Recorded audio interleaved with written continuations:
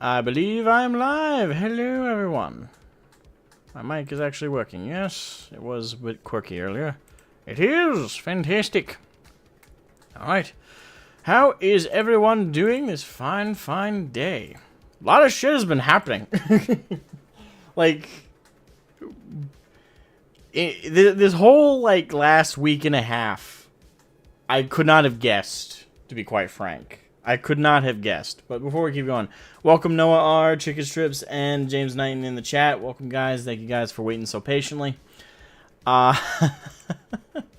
So yeah, last week, hey, Guilty Hungry, how you doing, man? I hope you have a chance to come in the voice chat, maybe, as one of the callers. I'd love to have you in. And it's been a long time since we chatted, via voice chat anyway. I think we've responded on a rare occasion via comments, but regardless.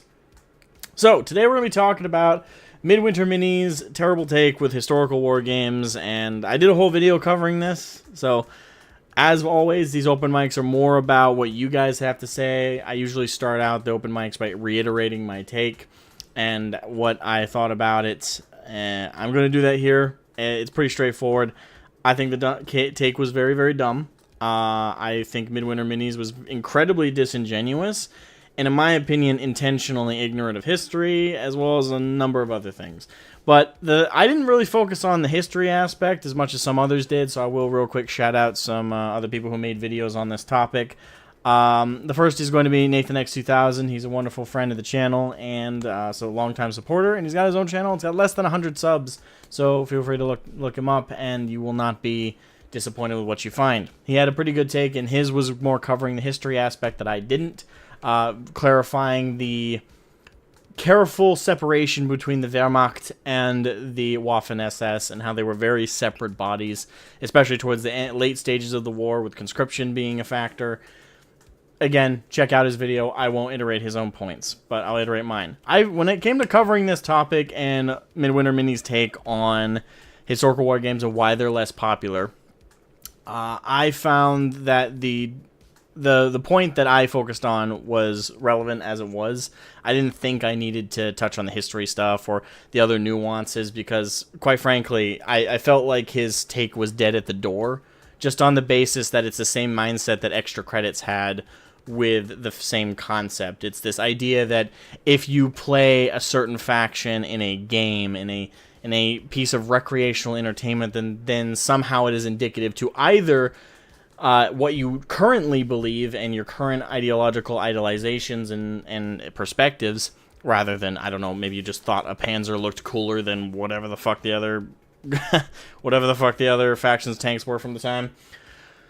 No, it's got to be something more in-depth or nefarious. But that, or there's like this evil chaos god out there that just infects anything that might reference that period of history, and I will specify the Germans, which is what Midwinter Minis didn't do. He said just Nazis. The Germans of the time, like, oh, somehow you'll be corroded into believing that the Nazis were the good guys or some shit. It's this stupid, brain dead take. It's just pure puritanical nonsense that we've heard years and years. The only difference between Extra Credits and the stupidity that Midwinter Minis and Guy voiced is that Guy snakily hid his perspective behind phrasing it as a question. And before we get into opening the mics up and everything, that's my take. But I also had the pleasure of, while I was looking through other content creators and their coverage of this stuff, I found that Midwinter Minis had commented and responded to one of them, at least, that being Morty and Glory, who is a much bigger creator than me. And I'll say Morty was pretty soft-handed when it came to covering this topic and addressing Guy and Midwinter Minis. He was pretty generous, I think. He certainly was in the comments, because he pinned Guy's comment, which, you would. He's the topic of the video. But he also, wondering how long the stream will go for. Love to jump in, but I won't be home until 5:30. Not going to force you to keep going for that long or expect you to do so. Right now, I don't have... when the open mics, I let them flow as they do. When I feel that the audience is losing steam on conversing about it, or I'm just, barely able to keep up anymore because I've just had so many lengthy talking sessions, then that's usually when I call it. So I can't promise how long it'll go. I will say that it'll go for, at minimum, an hour. I rarely call it before the hour mark. Otherwise, it really wouldn't be worth streaming. So I think we'll go for the topic this charged, and with how many people I expect to want to weigh in on it, I'm going to say it's probably going to be a good 2 hours. So I don't know exactly what your time zone is, or what time is it for you right now. I don't know how close to 6 it is, but if we're within a 2 hour range, you have a healthy chance of getting in, at least towards the end. So anyway, as I was saying, I kind of lost my train of thought. Yes. So with the... Nope, I lost that train. Great. Please come back to me. I'll just keep welcoming people in, and my brain will hopefully relatch. Welcome, Muse. Midwinter sees a problem with people playing with miniature plastic Nazi tanks, but not with paying the bare minimum to the mother of his own children. That I will address that real quick. I am not going to talk about that. So if you guys bring it up, this is an open mic. I'm not going to restrict you guys on what angle you want to approach this topic. I don't really like doing that. I like the audience being allowed to cover and talk about something the way you guys want to. That being said, I am not going to really hit on that too much, because there's not a lot of facts. The facts we do have: Guy and Penny divorced, or, well, no, they weren't married. They broke up. And I would say that it is an objective truth that he left his twins to her, so he did abandon them in a sense. He might be paying money, but that's not the same thing as being there, a part of their life. But I don't know what the whole situation looks like. So that might be a strong way to phrase that. Regardless, the facts are he did separate from the mother of his children, and around the same time is when Hattie became his co-host. And if you look on their Instagrams, they post about and including each other extremely often. So, best case scenario, Hattie is obsessed with her boss to an unhealthy degree. And vice versa for Guy to his employee. Or they're an item but haven't announced it. Those are the facts that we have. Everything after that and around it, and it's all speculation. So I'm not going to get into the weeds of that too much personally. I will say, in my opinion, looking at the details that we do know, I certainly think that a situation is going on there. And I will say, my opinion of Guy, which was positive a week ago, I will acknowledge that, was positive a week ago, is not now. Same with Hattie. I have a very low opinion of the two of them. Some of that is based on speculation, but most is based on this situation more so than that. So that's what I'll say on that topic. If you guys want to bring it up, I won't stop you. I'll even engage with you guys about it. But I'm going to see that as more conversational. Again, I don't know what's going on. None of us do. Unless someone has footage or something that I don't. Yeah. So anyway, yeah, the Morty and Glory the Morty and Glory. Yes, that's where I was. Thank you, commenter, who said that. Daniel, thank you for rehatching my brain on that one. So with Morty and Glory's video, Guy on Midwinter Minis commented. He responded. And I actually have a screenshot I will pull up for you guys right now. Hold on. I'll just call it sample. I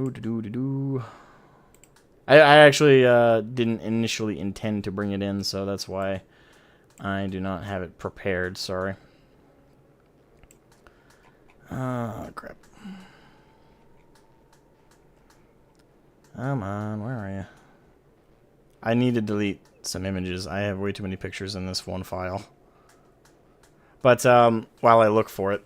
So essentially, Guy responded to Morty and Glory saying, you know, he came in hitting Morty in with, I don't think you watched my video. Because Morty wasn't on his side. And he proceeded to make the defense and the claim that, oh, it was all just a question. It was all just him genuinely curious about why it's less popular than 40K or other fictional-based war games.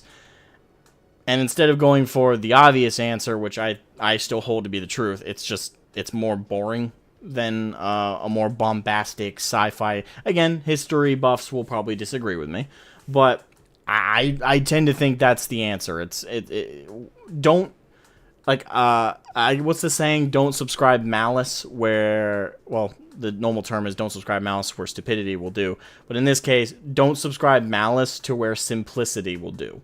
And the simplistic answer is it's just boring. People aren't as interested in collecting miniatures and playing a historical-based game where they can play a fictional-based one with gigantic, gigantic mechs with fucking chainsaw arms and Gatling guns the size of a tank itself. Like, that, or just using a normal Panzer. I'm sorry. Both are cool. One's definitely cooler. So, I'm just gonna say that right now. I cannot find the screenshot just for... Well, I can, like, I find it, like, when I just pulled the file, but it's not wanting to come to me. Why the heck did I have way too many pictures. I swear to God. I don't want to, like, I want you guys to see what I'm going to read off. I don't want to leave it hanging. But I also don't want to drag the stream with this, so I'm going to scroll as fast as I can, see if I can just eyeball it.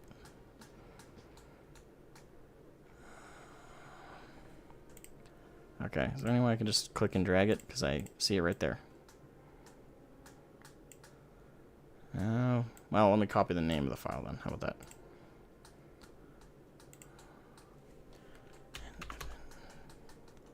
Oh, there it is. God, I hate this sometimes. Alright, so, boom, boom, boom. Sorry that took a minute, guys. Alright. Because that's in the Discord. It was, I should have pulled it up in the Discord. Thank you for pointing that out, but I'll just pull it up here. So, I'll blow it up right there. Alright, so I'm just going to read it off real quick for you guys. My response to Midwinter Mini's comment on Morty and Glory's video. But first, obviously, I'll read his comment. So, in the case of the comment, Midwinter Minis responded to Morty and Glory's video talking about his bad take, saying, "With respect, I'm not sure if you actually watched my video. We basically set out some reasons why some people might not feel comfortable playing historical war games. You were way more heavy." I love the revisionism there. You were way more heavy-handed, guy. Like, yeah, everything was pussyfooted around. Everything was very daintily talked about. But to characterize it as, oh, we were just asking a question. We were posing an idea. You were posing an idea much like a freight truck just goes right through traffic and runs everybody over. Like... You weren't really posing as much as you were very heavily suggesting that it's the alt-right and Nazi sympathizers and idolizers that were possibly the reason. And first of all, that right there is also another, like I pointed out in my video, but to a degree, that's correct.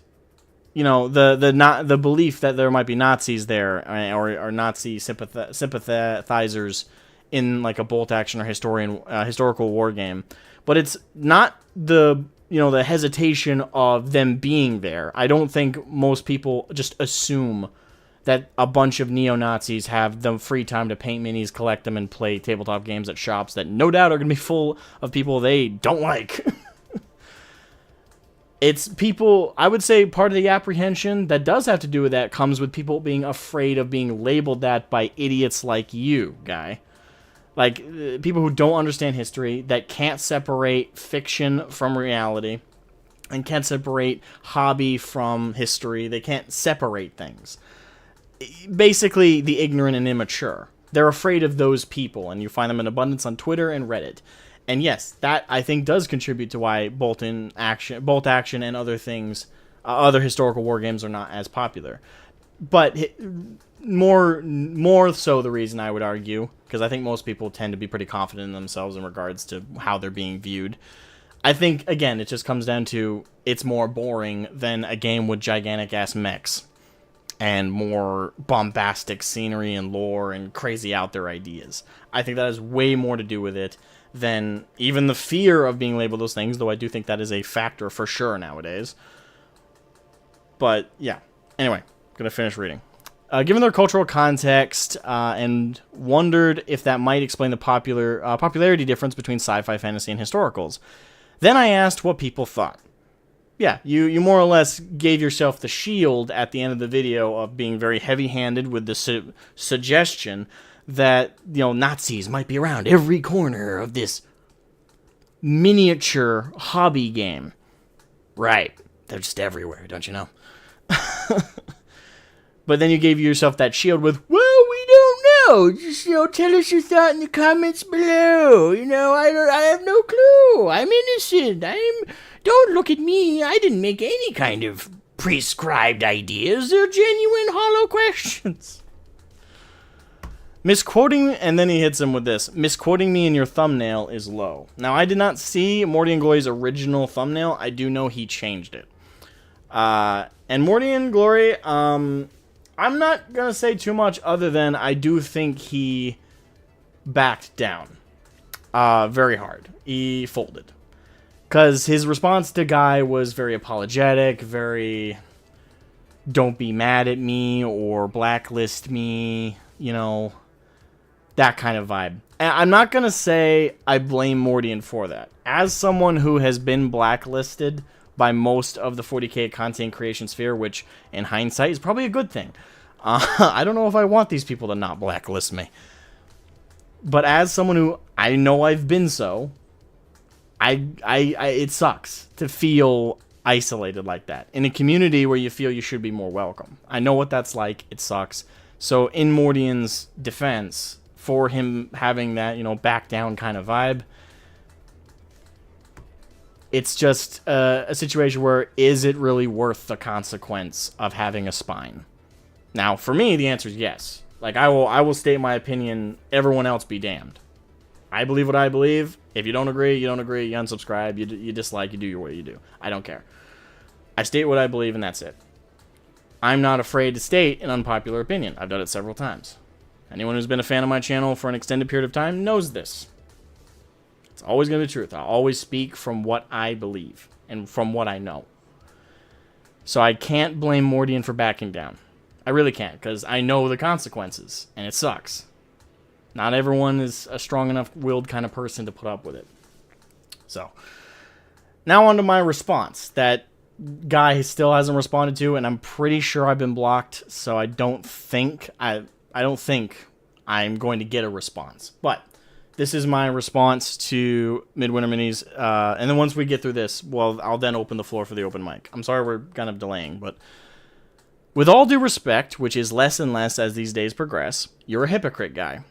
Painting the entire Wehrmacht as Nazis, how YouTube insta-deletes comments with the actual normal word, so I have to do that stupid shit, is low and intentionally ignorant in and of itself. Yet you spent your whole video talking about playing the Wehrmacht as if they were the Waffen-SS, despite it being simple and basic history, which it is. You can Google this and you'll get shit tons, and not just from lazy sources like Wikipedia, like extensive, like one of the most documented wars in all of history is the Second World War. It's taught in every school pretty much around the world in adolescence. But even removing that from that, if you truly don't know anything, you can Google it, and you'll, like, within a half hour of reading stuff, you can really quickly educate yourself on pretty much everything to do with all sides of the war. Listen, I'm not a World War II buff, but even I know this, just from being genuinely curious off, side stuff.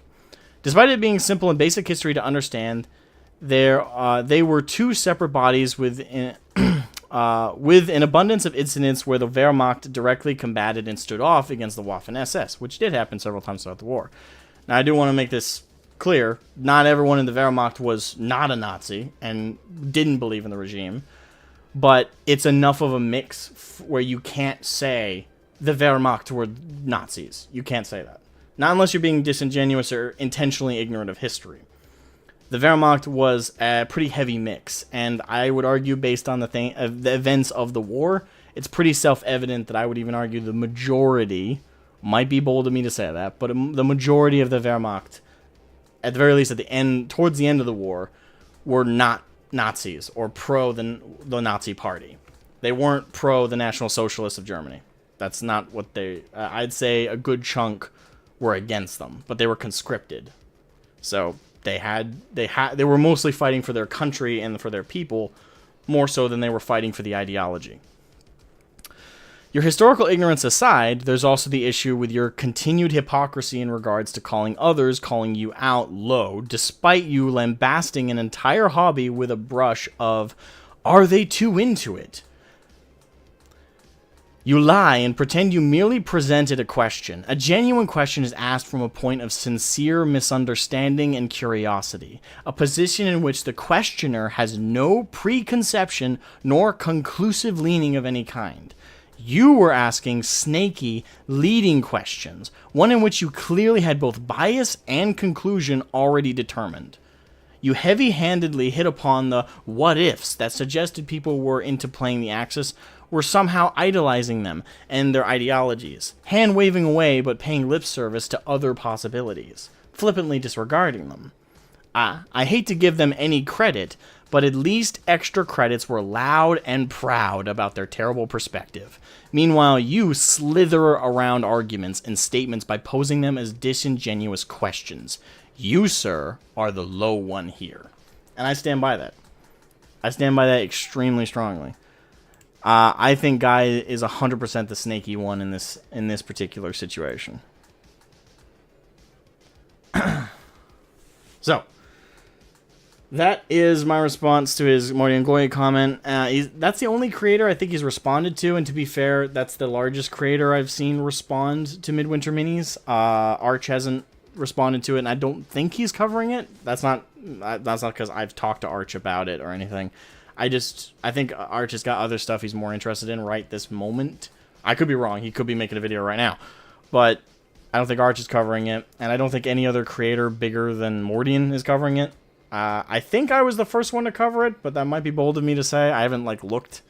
But I know I uploaded my video a mere 3 or 4 hours after Guy's video, Midwinter Mini's video had been up only for an hour. So I think I was the first to cover it, but correct me if I'm wrong. Anyway, so the floor is open to you guys. Jump right into the waiting calls. I'll hold up for the new people. I will share the link to the call line Discord so you guys can join in on the calls. I'm going to spam it real quick in the chat. And, oh wow, we got a lot of people waiting in calls. Alright, so people in calls, give me 1 second. I just want to zip through some comments. I'm just going to see if anything catches my eye before I bring in callers. And I will say this, if you guys want to donate and support the channel, support me, or if you just, if you want to support it all, there's a link to the Patreon down below, and you do get something out of that. You'll be supporting me developing a tabletop war game that's called Warglaive Gothic. It's my baby. I'm the only one working on it right now. There's a comic underwork, there's a novel underwork, there's all that stuff. There's also miniatures. Right now there's several STLs available right now on that Patreon if you want to check that out. And additionally, if you just want to do a one-time donation, there's super chats, of course. YouTube has that. I would prefer it and would ask you guys to consider using the Streamlabs link in the description, mainly because I just get the money sooner and I can put it towards Warglaive Gothic or my own personal expenses sooner. That's the only reason. Other than that, got that little spiel out of the way. Zip real quick. Chicken Strips added me in the chat. Can confirm you were the first. I've exhaustively searched YouTube for any other videos. Okay, so I was the first. Okay, cool. I don't know if I usually am the first to these kind of topics. So let me roll.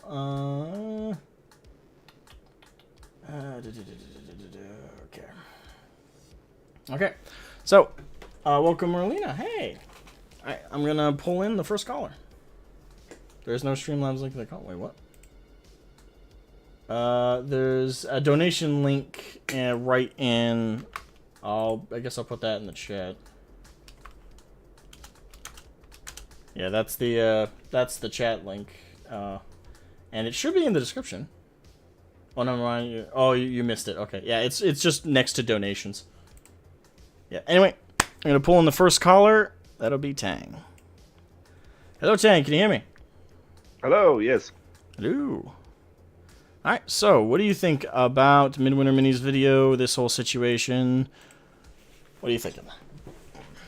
Well, I used to have epiphanies about things like that, especially when I think about it. So I would like to approach it in two ways. First, I'm going to say something about his whole argument as it is, and then I'm going to try and deconstruct it from the start. All right. Basically, let's say that he says, "Oh, if you are painting the Wehrmacht or if you're playing it, you may associate with the the bad guys. Let's use that word. The meanies. And then yes, and then you can like sympathize with the specific political leaning, let's say. And then I'm thinking, okay, so you don't want to play them, but you want to play deeply racist segregationists, which were the American army at the time. It's like, huh? So it's racist or racist? Just different kinds of racist. Like, all right, fair enough. Yeah, and that does go to a point, and I have seen a couple other people make this point. Crap, what's his name? There's another content creator who talked about this. Hold on, Boots on the Table with Dom. He actually made a pretty good. He did a very tongue-in-cheek intro to his video about this, and in it, he basically had like a box set from each of the different factions from World War II for bolt action, and he's like, "Oh, I can't play the Germans anymore. I'll be racist." And then he pulls up the Americans. Oh wait, they they nuked Hiroshima and Nagasaki. Oh, what about? And then he did that kind of bit. That is a good thing to bring up, especially from that time. And actually, at any point in history, you can always find elements of every faction of any given conflict. You can find flaws with them and the evils that they have committed. So if we're going to make like these swathing judgments and these kind of presumptions and stuff of like people's evil because they might choose the Germans over the U.S., that's kind of, as you said, hypocritical. It's very hypocritical because everyone was in the wrong. Everyone was a shade of evil, if you want to blanket it that way. So again, I would say that subscribes to Guy's clear ignorance of history, and also is just disingenuousness. So that is a good point to bring up. That's one thing, but then I thought about the whole argument as it was, and I think I realized why a lot of people reacted that way to this video. It's the first word that he started with. Like when he said, "Oh, we bought two armies, American and Wehrmacht," and this person told me, "Oh, please don't make me paint the Nazi." And he assumed, "Oh, that may be a problem with the hobby." No, that's a problem with a person who is not educated, if not to use any other more bad derogatory word. It's like, it's not a problem with the hobby, it's a problem with the person who thinks stupid things, and you need to educate them. You need to tell them, that's stupid. And that's why it's stupid. Because there's the models. Yeah, it's a hobby. It's plastic. And yes. Yeah. That's the thing, like that's my perspective. Oh, hold on. Super chat from Lenzakir. Thank you so much. No matter what, I won't be lectured by someone who left his girlfriend and kids for a new hire. And having been in a hush-hush relationship, those two are those two a very clearly in one. Oh, are very clearly in one. Okay. Yeah. That's fair enough. But again, that thank you for the super chat. That doesn't really. Yeah, thanks for that. That doesn't really do anything for his argument, because he is putting the horse before the cart, the cart before the horse. Basically, it's like, oh, maybe these things are not popular because people associate with this faction bad things about it. It's yes, but it's not the faction's problem; it's the people's problem, because they would do that anyway, regardless of the thing. If they go to Warhammer, they will do the same. If they go to some fantastical universe, they will do the same. Why? Because they have certain ideological leanings, and they think some things are just pure evil. Doesn't matter what they play. If they decide it's evil, it's evil. Doesn't matter if it's historical or not. And that's why I think lots of people reacted, because they read the situation. It's like, oh, don't make me paint the bad guys. Okay, so you think that touching the bad guys would somehow make you a bad guy? Okay, I know these sort of people, and I know where this is going, because we've seen that play out. It's the same evangelistic things. Like, oh, okay, so Bible, It's wokeness, page It's 3, the satanic section panic. 7. It's the modern satanic panic. It's the puritanical nonsense that existed back then. It's the you're right. It's very much the labeling of this is a corruptive evil force, the Satan, if you will. Except these people oftentimes are atheists or claim not to have religion. So, but it's still very religious kind of zealotry of how much they oppose it and how much they push back against it. So, crap, my chain of thought. There was a point I wanted to make there. Crap. Yeah, think about it. It's basically the same thing where they are saying maybe this is why the hobby is not working, because people see historical bad things happening, and they don't want to associate with that. And I would pose that no, people don't see that. You see that, and you assume that people would see the same thing you see, because you think everyone is in a bubble. That's the problem. 99% of people would look at the minis and would say, "Oh, that's a cool mini. That's Tiger. Oh, I like Tigers because they're like hip and like edgy. It's like, oh, that's a Sherman. Oh, he's cute." It's like, no one thinks about the historical part. It's the same way as like no one is having problems wearing Hugo Boss. If I take one of their uniforms, if I take the paraphernalia out, all the badges and the stuff, and if I put it in a high-end shop, people would kill themselves buying that. Does they make them the bad guys? Nope. It's just the design. Yeah. I 100% agree. Again, it's subscribing malice where simplicity will do. And the simplicity is people think it's cool. People think it's interesting. That's it. Like, subscribing some greater or more in-depth idea to it, and especially subscribing malice to it, it's doing a lot of damage to specifically historical wargaming. It sucks. It really sucks. So I want to pose you a question, a couple of them. Yep. So the first question I have is in regards to the damage what kind of damage do you think this perspective, maybe not necessarily Guy specifically, but if you do want to tackle it from specifically the damage this video will do and Guy's public opinion will do, what kind of damage do you think these kinds of perspectives are going to do to historical wargaming? Personally, none. You don't think none? Okay. Because people that are interested in that sort of thing are usually people that are not interested in modern politics. They're just, leave me alone with my World War II stuff and go play with the other kids. That's fair. It's basically the idea is, who is going to read a World War II history? Someone that's interested in that. All the other people would read a fantasy. And that's why Warhammer is 10 times more interesting and popular than a historical thing. Because people associate boring. Sorry. They don't associate bad, they don't associate evil, they associate boring. Yeah. It's the history class, the dronings, like, and in 1945, this person did this. Like, ah. I entirely agree. And also, usually the one thing I want to say, usually the demographic that is in the World War II stuff is the older generation. That is very fair.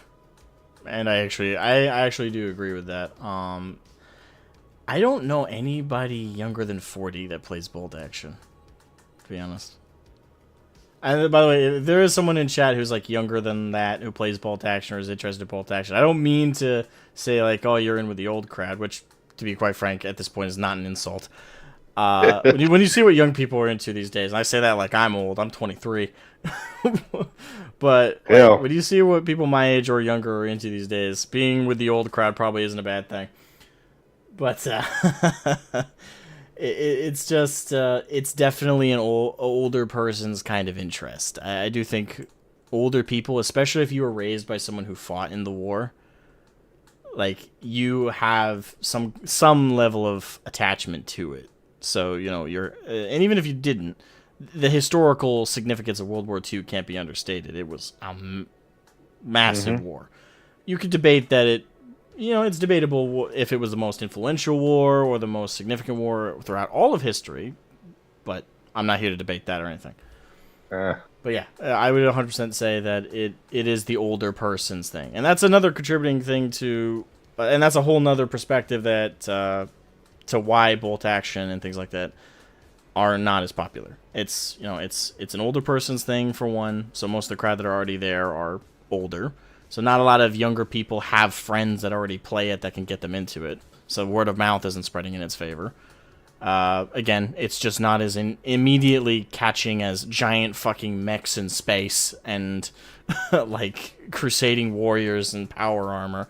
It's not as striking and out there as that. It's real stuff that actually happened with real implications. So it's just the interesting. Yeah. One other question I'm going to ask you before you go, because I do have other people waiting, so I got to go through these calls a little quicker than I usually like to give as much time as needed, but I'm going to try and hit it through. So another question I have is, do you think that this perspective that Guy has, this politicization and this association with like real world ideology and stuff like that in games and stuff, the extra credits view as well, it's not just Guy, do you think that's becoming more prevalent, or do you think it's not and it just feels that way because we're hearing it from prominent figures? More prevalent, I wouldn't say more prevalent. I think people who were not as bold about sharing these kinds of things are becoming bolder because they're becoming more isolated. Basically, the bubbles are solidifying, and now the people who are in the bubbles have no problem just saying those ideas. And because they are the ones that usually get promoted by other people in the bubble, that's why they hear about them more. But also, that means that the bubble is closing. Okay. That's a fair view of it, I think. Yeah. I'll share I'll just share it with you and presume the other callers will hear. But just to answer the question from if it was posed to me, I think it's just we're hearing it from some prominent voices that are of people with a certain political ideology, or at the very least social ideology. And I think they are becoming more comfortable, unfortunately, voicing in my opinion, a very crazy and puritanical perspective. I do fear, I'm not going to say it's a full-blown fear yet, but I do fear it as a possibility at the very least, that because we are hearing it from influential voices, such as Guy from Midwinter Minis, channel with 200,000+ subscribers, or extra credits when I think they had over 1 million. I do fear that some more impressionable people will take it on and will push this idea of, and this idea has existed before now. It's just I fear it is going to get more prevalent. I hope I'm wrong. I hope my fear is unfounded, but I think it's a possibility.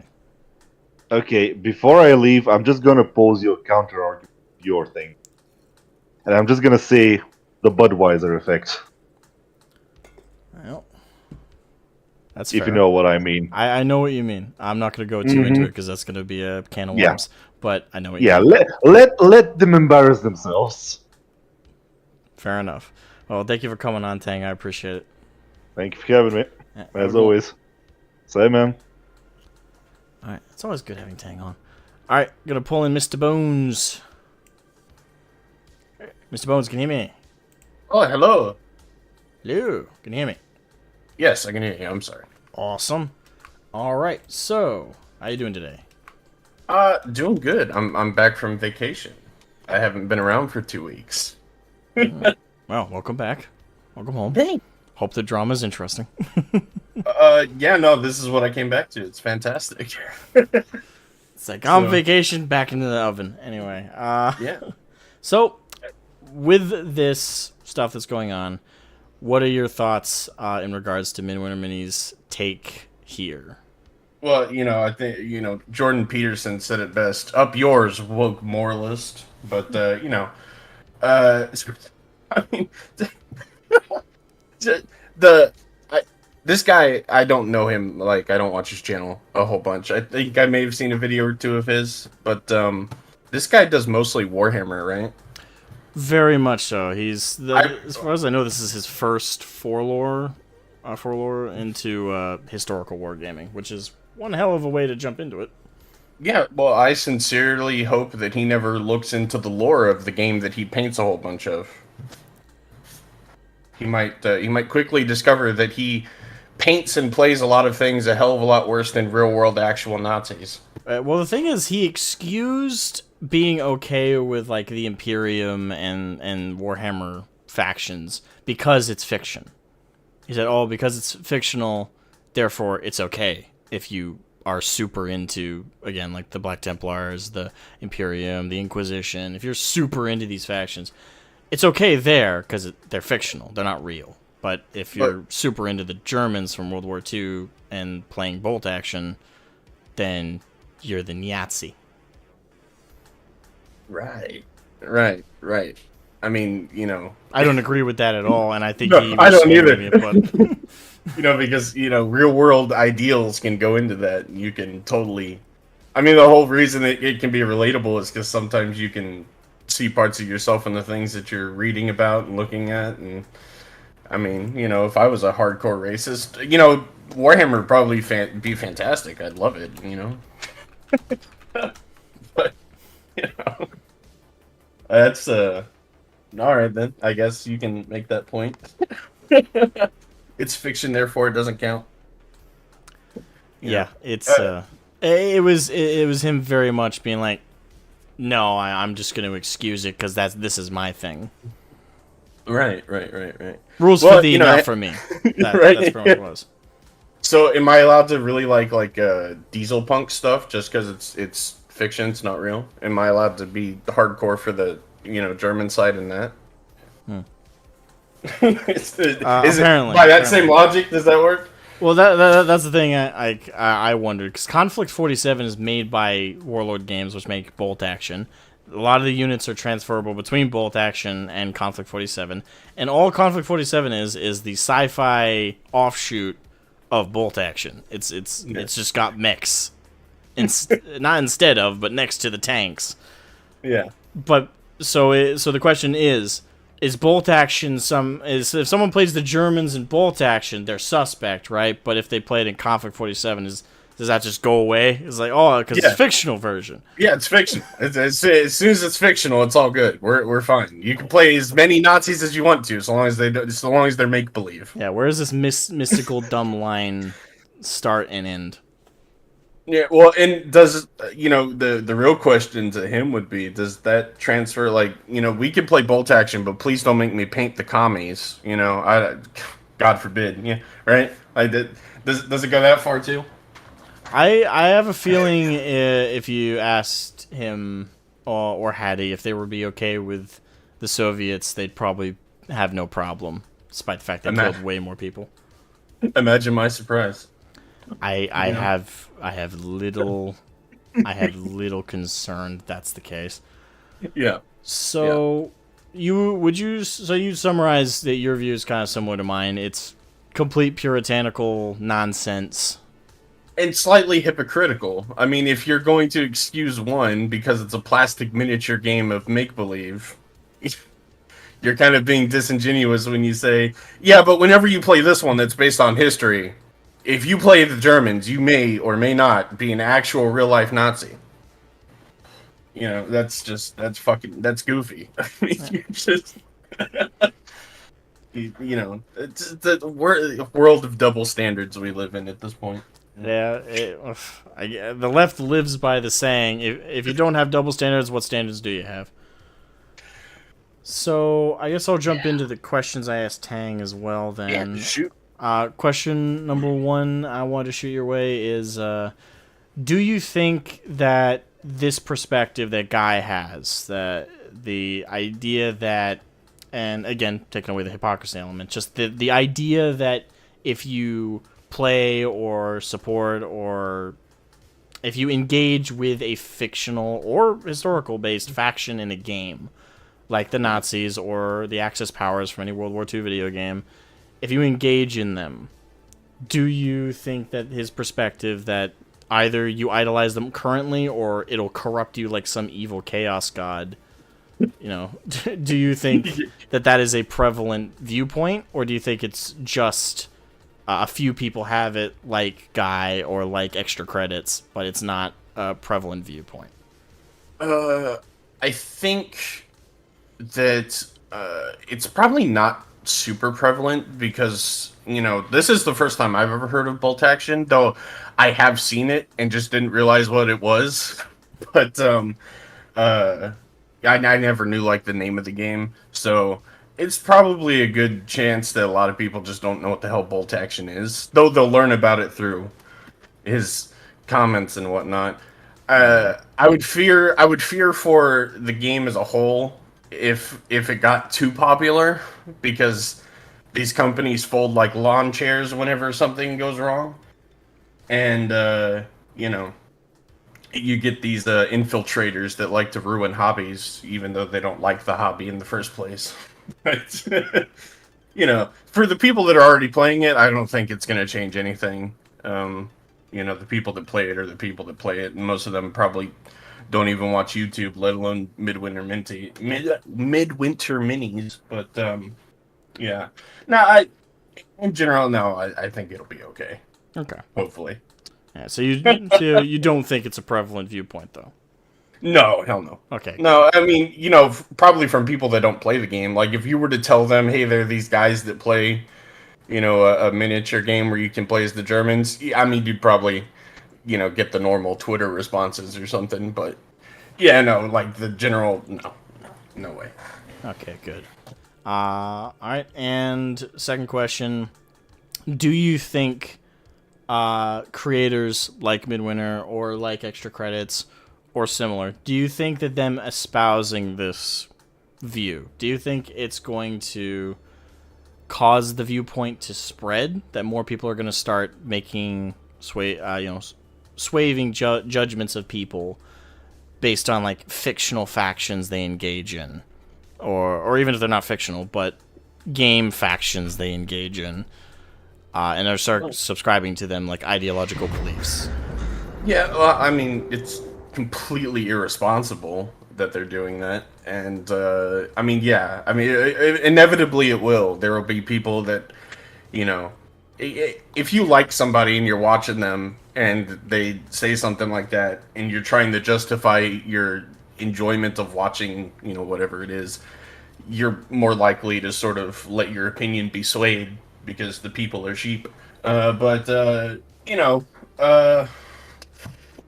I don't know. I think, yeah, it definitely makes those opinions spread like wildfire, unfortunately, because, you know, they're just, if you've got a million viewers or a million subscribers and they all watch your shit and you say something like that, it's just kind of inevitable.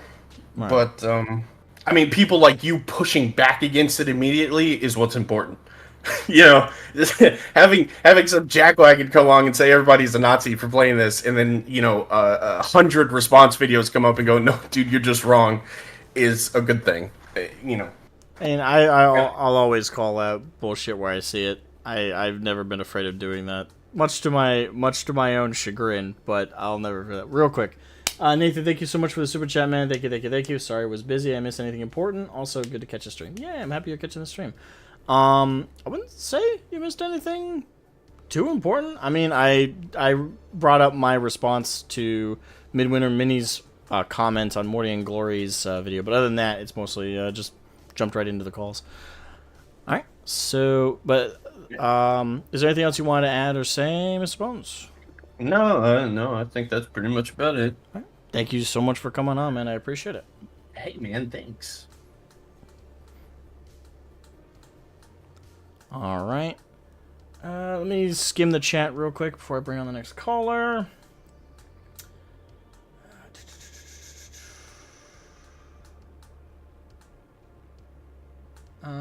Going up a little bit, Daniel Plant says, I'm 27 and play Bolt Action. It's much more refreshing than the 40k community, which seems to be a total shit show now. It's becoming a shit show. I'd say it, like with most communities and games, it depends on whether you're looking at the greater community or you're looking at like your personal community. My personal community with 40k is amazing. I've never felt more enthusiastic about the topic or about the space. But again, once you leave your group and you start trying to interact with the greater community, I would agree it's a shit show. Unfortunately, thankfully, I don't think we're as bad as the Star Wars community is right now, but we're getting there. We are getting there. Is there anything else I want to respond to? Coffee Tom Hobby says, Midwinter Minis had the chance to inspire their audience to give Bolt Action or Historicals a try by promoting the cool models and encouraging people to look into it, but no. Yes, that is, and I think that is very much a big influence on why so many dislikes have hit like their video and stuff like that. Like, this is their first foray into a new hobby, into a well, it's not a new overall hobby, but a new aspect of the hobby, like historical war games. And instead of going in and being like super genuinely curious about positive elements of the space and the community and trying to like engage with people and give it a genuine try, it felt like they kicked in the door and immediately started giving the middle finger to everybody, saying how they're all the bad guys, they're all, and again, doing it snakily. I'd say Extra Credits are the ones who did the whole door kicking thing. Midwinter Minis is more like that creepy guy that snuck in, and while you and your friends are playing, he's watching you guys, but he's like giving you like the death glare. And you say what's up, he's like, oh, nothing, it's just kind of like, it's weird that you like the Germans, man. It's weird. You know, that kind of douchebag. You almost hate that kind of person way more than the guy who just kicks in the door and says what he thinks. But, yeah, this was a very, very severe missed opportunity. I mean, if I look at if I pull up the Midwinter's Mini video, currently, it is 5.9 thousand dislikes to 6.1 thousand dislikes, which is actually crazy because last time I checked it, it was like 4 point something to like 2.9k or something like that. It was still skewed in Midwinter's favor. Now it's over half of the video's interactions or dislikes. So that took a turn. That's interesting. But, yeah. Alright, so we're going to bring in the next caller.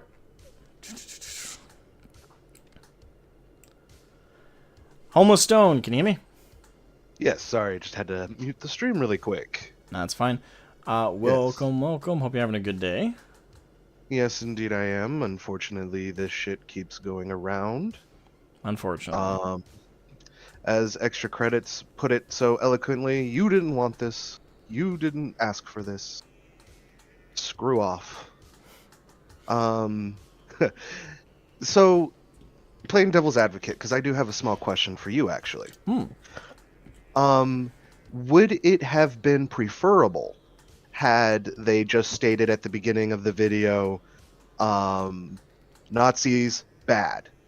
Genocide, bad. Now let's move on with the video. No.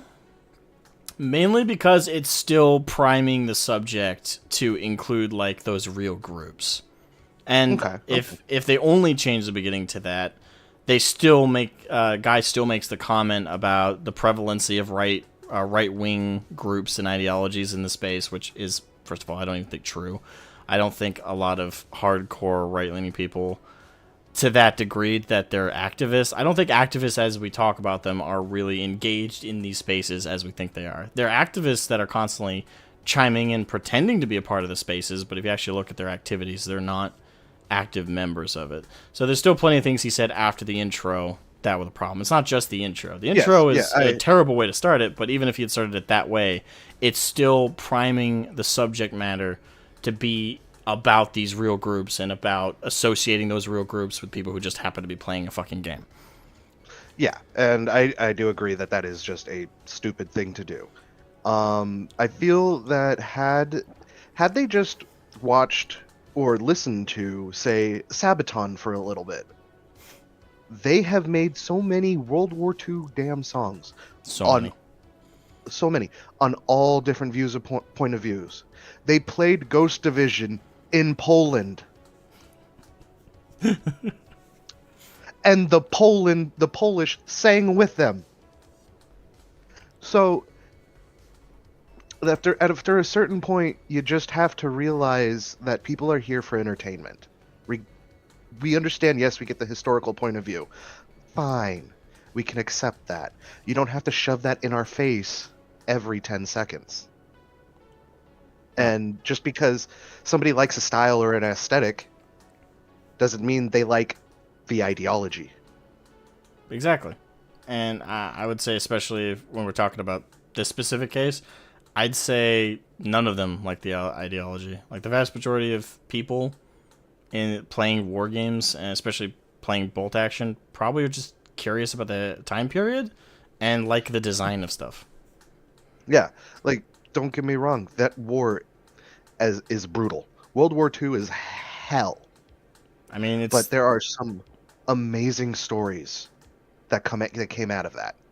Yeah, I mean, you find that oftentimes it's the hard times that produce the greatest stories, because because people in those times are living truly bad things and are experiencing truly bad, horrific environments, so they are in a mindset where they're desperate to find the good. I'd say we're kind of living the opposite right now, and I think the guy in Midwinter Minis and Extra Credits, I think they're great examples of what I'm talking about when I say that.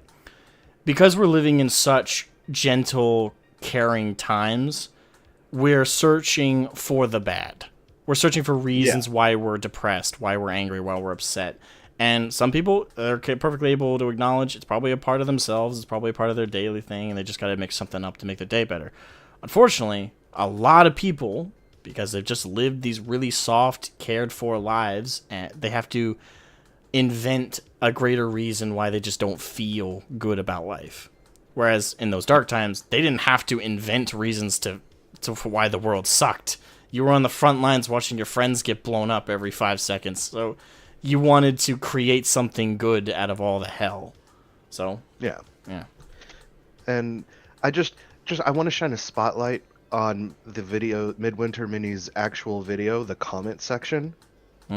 Dear God, I have never seen a more organized and well thought out arguments in a comment section on YouTube than I have had seen in defense of German players in bolt action.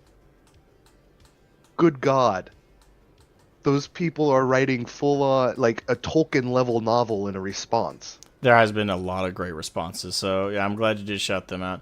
The bolt action community are coming in, and they're putting Midwinters to task on his own fucking video. You don't even need to watch responses like mine or anybody else's to see, those kind of genuine retorts. It's great to see it there, and a lot of them were very respectful on top of it. Yeah, more respectful than he was, definitely. Oh, damn sure. Like I don't like how, because what he is talking about, the people who are, don't make me paint the Nazis. These are a percent of a percent of a percent of a percent. These are like maybe 4 people grand total that are doing this, that are saying these things, and I don't know how these brainworms are getting into other people's heads. Now, I will say, we will know we are screwed as a wargaming community if our tops like Luton start spouting this, which I pray to God Luton knows his shit, and I don't think he ever will go crazy with it. But I don't think he'll fingers go crossed. crazy with it. He's made some comments.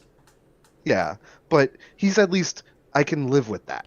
At- He's more level-headed. I will agree with that at the very least. Luton has gotten on the edge. He's certainly gotten under my skin with a take or two, but they've never been political. It's just, for example, he believes that there's no such thing as canon in 40K.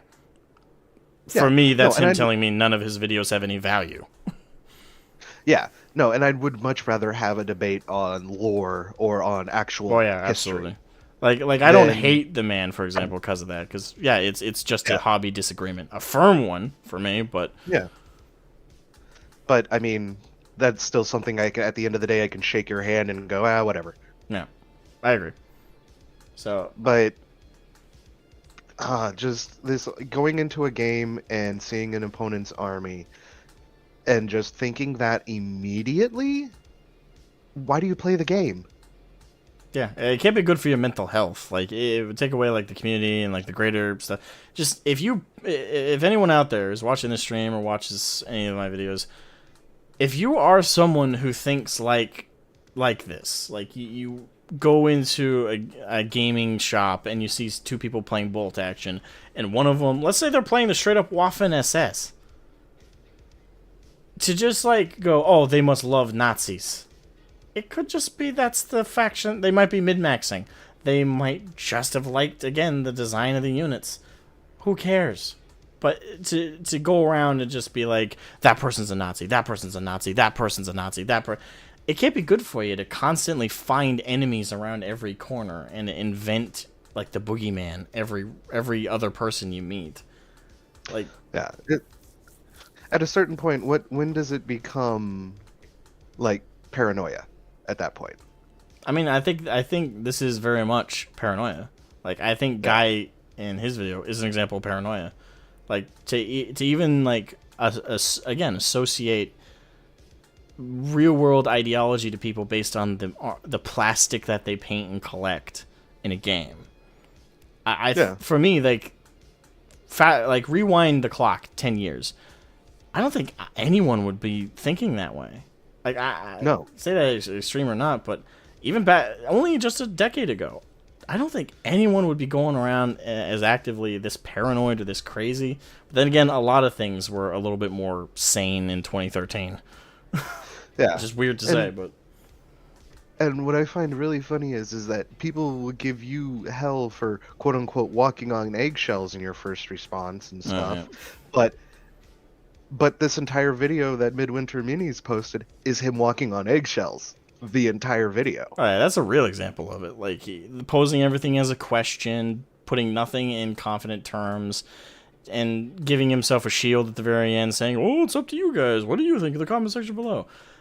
I didn't even do that in my first video covering the women in wargaming thing. Like I spent too long, admittedly, at the beginning, just stating my biases. Which, by the way, those biases are no longer correct. I've learned a lot of things about Guy and Hattie this past week alone that has completely undone my picture of them. So I will state this though, I'm not walking back anything. At that time when I made the women in wargaming video, I did respect them and like them a lot because I didn't know they thought stupid shit like this, nor did I know about the penny stuff. And again, I'm not going to get into that too much because so much of that is speculation at the moment. Also, it really, in all honesty, has nothing to do with the topic. Yeah, it's unrelated. Yeah, but I understand why people bring it up as a moralizing the moralizer. I understand that argument. Yeah. But it is the man's private life, and I'm willing to let that be private. Yeah, and plus there's already so much other stupid shit he did in regards to this. You don't even need to bring that up. You don't need to go for the low blows when he's got his whole defenses open. Like, yeah, and my other thing is, so the bolt action community, I have to view it as like the Warhammer. So you have the history nerds, the lore nerds, then you have the modeling nerds, who are just in it to paint and model and make like dioramas, and then you have the actual gameplay nerds, the tabletop nerds, our people who play the game. So I can only imagine the frustration that must have been there. It's like, especially for the people who make dioramas, it's like, no, I just really like World War II and the battles that happened. And I'm sorry, the Germans were there. I gotta ask, but there is a guy at my local hobby shop who has a diorama at the shop in like a case, and he donated it to the shop. I think it's bolt action. I know it's World War II. It's basically made this big diorama of Hacksaw Ridge. You know the escarpment and the plateau, the drawn down of the cargo net. That was kind of I saw the movie. Well, he made a full blown It's like a big diorama too, but I think he used bolt action minis to do it. But it's this big diorama of that escarpment climb. And, like, the top of it has got the craters and everything from bombarding fire and stuff, and it's really well painted to look like fresh fire. He's even got a couple cotton swabs to simulate smoke. Like, that shit's cool as fuck. Yeah, but I'm not going to call that guy a Nazi because he had to paint Nazi infantry and tanks because guess who they were fighting? The Japanese. Yeah, it's like, come on, man. They were there. It was historically accurate, and it, admittedly, again, massive loss of life. I feel really bad for the soldiers. Don't get me wrong, but it's a part of history now. It's a part of history, and it's a very entertaining part of history. Yeah, we have the benefit because of the sacrifices made at that time to look back and look at it with a lighter tone. They sacrificed their lives so we could look back on it with the lenses that we do, as opposed to being slaves to the Japanese or way worse to the Nazi Party. If things had gone differently, but lives were laid down so we could continue living in comfort and have this situation now where we can look back and make games about the time period that they fought in. And I think the greatest examples to just back off Midwinter minis is Charlie Chaplin and Mel Brooks, two god tier comedians who made it their point to make fun of Hitler at every turn they could, make fun of the Nazis, make them the butt of every joke. Yeah, and that's how you destroy an ideology, by the way. That's how you defeat an enemy. You don't defeat them by killing them in their entirety and trying to fight them and beat on them and take them super seriously. You do it when you turn the very idea of them into a laughing stock. Yeah. And you, like, we've commodified the enemy now. They are now our capitalist little symbols. I can buy them. They are mine now. Which for a socialist that Hitler was, that's incredibly beautifully ironic. Right? Like, the fact that they can't see the historical irony in all of it blows me away. Yeah, like it's the very mindset to be like, oh, we gotta police the people that engage in like the. Actually, I got a comment that was extremely disturbing on my video, and it wasn't necessarily in support of Midwinter Minis, but I got a comment from an individual who, they started their comment with saying, as a German, which whenever I see a comment on my videos that's someone saying, as a insert group here, I immediately am like, okay, this is going to be some bullshit. The vast majority of their comment was like rambling for the most part, but the very end of it, I'll read off because I actually saved a screenshot of it because it was that stupid. But they said, if it were up to me, it should not be allowed to sell such models, bolt-action models, German models, that have a historical background without also doing something for the Enlightenment as a company, especially abroad. So he said if it were up to him, he would prevent and restrict the sale of plastic models if they weren't enough historical spiel about them forced down someone's throat beforehand. Well, okay. Let's give him the benefit of the doubt and say he is German. I believe that part. Okay. It's the rest of it's Let's also believe he lives in Germany. I'm pretty sure they have speech laws against mentioning things like Hitler and Nazism and shit like that. Like heavy speech laws. So I can understand his viewpoint being colored in that regard. I guess that to a degree, but it still doesn't change that kind It's of yeah, view is still it's terrifying to have that viewpoint where we have to restrict what people are quote unquote allowed to sell or purchase if you don't force both parties to make a big deal about the historical implications of them. Like that's pure authoritarian, ironically, fascism. yeah. And it's the same thing with Warhammer. I just want to go and roll dice and play with plastic people. That's all I want. Is that so bad? No, I agree. I I did not start this channel thinking I'd be doing streams about this or making videos that I have, but here we are. Yeah. All right. Well, if you want to ask your questions, All right. I know you have. Yeah. Question number 1. Do you think that this view that Guy has or Extra Credits has in regards to... I gotta figure out a way to streamline.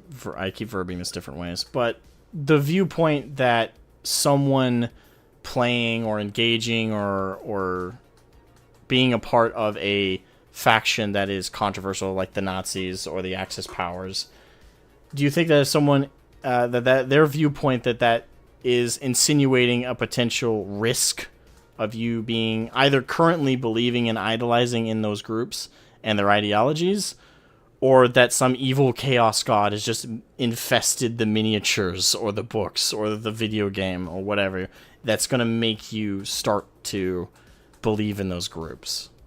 Do you think that that viewpoint is prevalent? I don't think it's prevalent. I think what we are seeing is is people who are being twisted into that viewpoint by others who may not necessarily be into the hobby but might have enough money to sway certain viewpoints. Right. So you do. So that leads kind of into the second question. Do you think that voices like Midwinter Minis or Extra Credits or any other voice in the future that might be a prevalent creator or otherwise spreading this idea to judge and presuppose about people based on, again, the miniatures they collect or video games they play, that they subscribe to these harmful ideologies? Do you think that that's going to be a problem, that's going to spread? I will say the tabletop wargaming community is very, at least in my own experience, has been very good at pushing back on that. And I think that is largely because the tabletop community tends to also be part of the gaming community, and they've already had all this bullshit happen to them between Gamergate and all that. Right. So I feel like they are more prepared for such assaults on their beaches, so to speak. We're ready for that D-Day. Yeah, but that is not to say that these content creators and people with influence that might bring in new people, they'll probably color their outlook a little bit on the community until they actually get into the community. All right, fair enough. Well, thank you so much for your response. Most definitely. Thank you for being a part of the pushback. No problem. I'll always be here to call out dumbassery where I see it. Yep. All right. Have a good one. Have a good one, man. Thank you. All right. Florian Eshitten. I did not pronounce that correctly. Welcome. There's no such law. What law? Oh, wait. On Roland, you're not allowed to deny Holocaust in Germany. And Hitler is not permitted to be shown in video games. Famously, Hitler is blacked out in all Hearts of Iron 4 in Germany. And according to Florian, there's no such law. Then he says you're not. Okay. I'm not sure what that's about. I feel like I'm in the middle of a conversation there.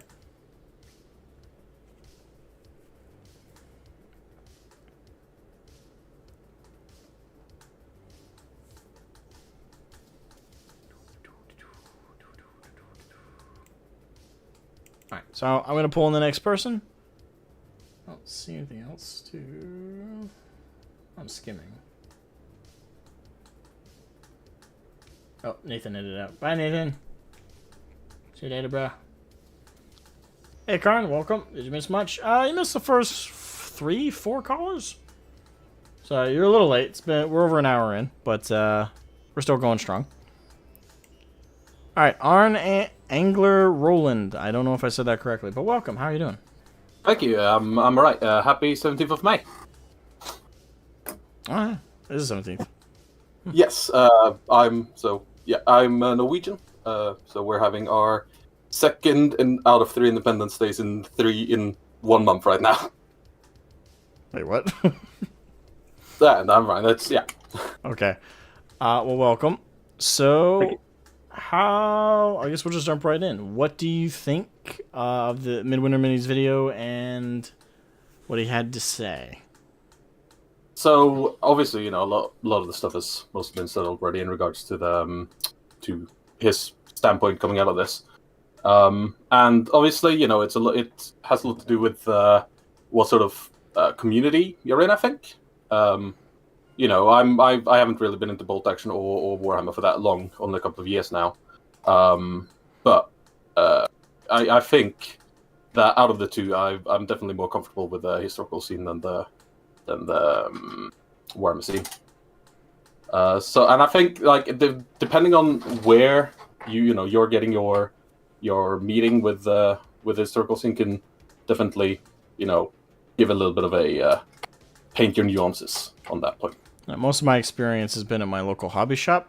There's a couple of older guys that play bolt action there. They also play Warhammer, but outside of them, I've had very minimal interaction with bolt action. To be fair, I've been pretty clear on this. Like when it comes to historical stuff, I personally am not super interested. I think I might collect the minis and try the game out someday for the gameplay, but it's not my bag, really. No, it is terrific though to be able to just pick up one book and there you have everything you need to play, as opposed to how I've been introduced to 40k at least, where I feel like I need to get a new data sheet or whatever they call them every couple of months. Yeah. I will say it does look like bolt action holds true to its newest rules and stuff like that longer.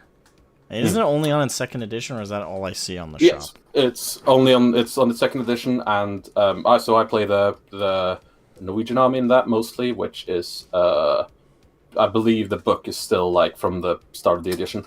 Right. So you're playing your team. Yep, I'm playing my team, and the Norwegian uniforms at the time were basically, the Germans were based on them essentially. So, it's I've had a couple of instances where people go, "Oh, you're playing the Germans," and I'm just like, "No, I don't get any of the fun tanks or any of the heavy artillery. I'm stuck here with stuff that we were supposed to kill the Swedes with." Okay. All right. Have you seen the full Midwinter Minis video, or have you only seen the responses? I've watched. I think I got to about 9 minutes in, and then I didn't see the end of it, and I skipped. I'll be honest, I skipped past the worship part out of habit. Yeah, that's fair enough. So let's see. Is there anything specific you wanted to bring up, or in regards to? So I've actually got a background in history, Right. And I remember I've actually had to go and find the book for this, which is what we had in historiography, which is the how you interpret history basically. And the main book we had for that was a book called "The Past Isn't What It Once Were," and essentially it's talking about when you're reading a historical document, you have to consider who's writing this and why they're writing this. And a lot of them, I've got a very close tie to like local war history here because we had fights here on the 9th of April when the Germans invaded. I have a picture here actually where we blew up the bridge to stop the Germans from crossing, and then the ice was thick enough that they didn't have to use the bridge anyways. And we also have a Russian prisoner camp within walking distance of where I fish, and a Norwegian resistance camp a couple of miles up the road. So it's all really close, and it's something that's sort of always been with us from we were children growing up here. And I think we used to play Germans and allies in the forest really back in the day. And honestly, I think that sort of brings a much more respect for the history in that sense. That you've sort of, it's always been there. It's not something that you've just had a teacher say, "Oh yeah, here's the Holocaust." You've sort of got the whole thing of it. More particularly comprehensive list of history. Yes, particularly in Norway as well, because we have we don't have we didn't have a huge Jewish population or anything here, but we did have a quite a few who were transported into neutral Sweden, and we had a lot of Norwegian teachers actually who refused to deliver Nazi propaganda who were sent to concentration camps. So yeah, honestly, and the way one thing that really struck me the wrong way was when he mentioned the RAF, which obviously you can't just paint out with broad strokes. But I've talked to some people. I used to do some historical research back in the day, and I've talked to some kids who grew up in Western Germany around the Second World War, and British pilots and American pilots. They were a thing of fear and dread to them, which when you've met survivors of the bombing that the Allies committed, which might have been necessary, might have not. It is, you can't really go and say, "Oh yeah, that's the good guys. I want to play as them." History is not so simple as there are good guys and bad guys. Exactly. And as I mentioned earlier, especially when we're talking about the Germans, and several other people who've covered this subject have pointed this out, and I didn't in my video because again I thought simply the premise of the quote unquote questions Guy was posing, that alone was enough to destroy him. Like, you really didn't even need to go to the historical stuff. But it is an important thing to bring up that he did just blanket the German forces in bolt action as the Nazis, when that's not how it works. When we're talking in history, there was the Wehrmacht, which was the armed forces of the Germans at the time, which included the Heer, the Kriegsmarine, and the Luftwaffe. Each of those are just basically they're different divisions of military. The Army, the Navy, and the Air Force. That's all those are. Then next to those, next to the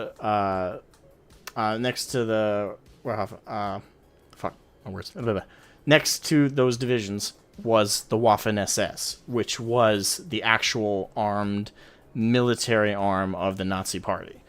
They were conclusively and entirely Nazi. The Wehrmacht, on the other hand, is more nuanced. There were and are... Oh, sorry, go ahead. I would beg to differ on that point in particular. I've got 2 points on that one.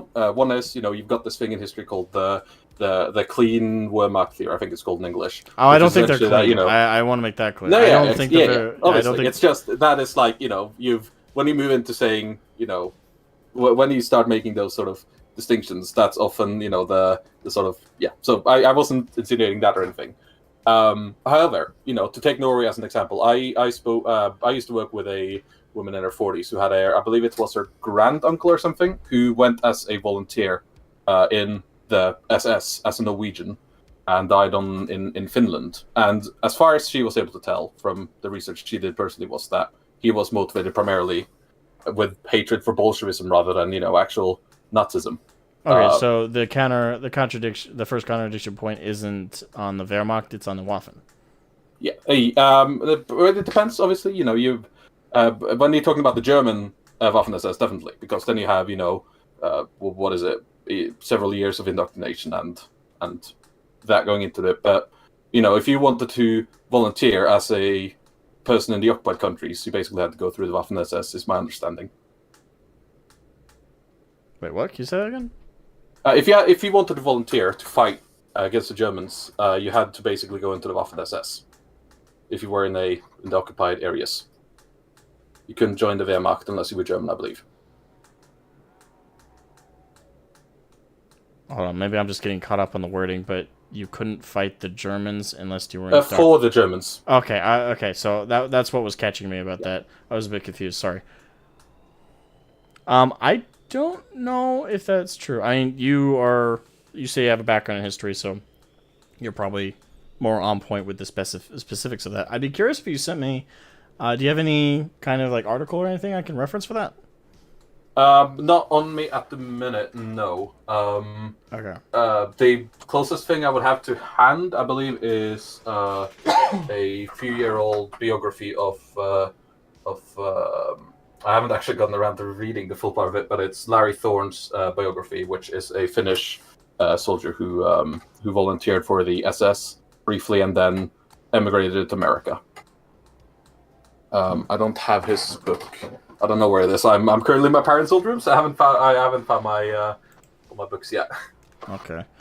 Well, I'm going to use Google, which is a very open way to look for it, but I do believe that if you're not German, you would have to go through potentially the Waffen to join the Wehrmacht. But that being said, the vast majority of the Wehrmacht was still German. All of I've heard of when it comes to at least Norwegian volunteers in the German army have been in the SS. I believe in the 5th division. I could be wrong on that one. Joining the Wehrmacht. Waffen. But yeah, to sort of get yeah, go ahead. To sort of get back, I'm looking at that. Back on track. Yeah. You know, I've it depends on sort of like where you're coming from, honestly. With, you know, if you've ever played bolt action before, you know, you're not going out there, or, you know, I'm at least not going out there, and I'm going, oh, I'm only going to play against the Germans because, you know, the Brits and French and the Polish were on our side, so I'm not going to fight them. No, I'll see who's at the shop, and I'll, you know, say, oh, you know, I brought my whatever, 1,000 points here. Do you wanna run a quick game? And, you know, whatever. If I'm facing the Italians, if I'm facing the Japanese, you know, it's not how bolt action works. You don't have to play the Nazis if you're uncomfortable with that. Right. To use his words. Yeah, right. So, and that's true. That's another point to be made is he did say several times in the video, someone has to play the Nazis, has to play the Axis. It's not true. It's just like in 40k, there isn't someone who has to play the Imperium. Exactly. My favorite thing to do in my Imperial Guard army is, you know, dabbing on some Space Marines. Like that just doesn't work. It's like with any game, you choose the side you play. Oh, my shoulder.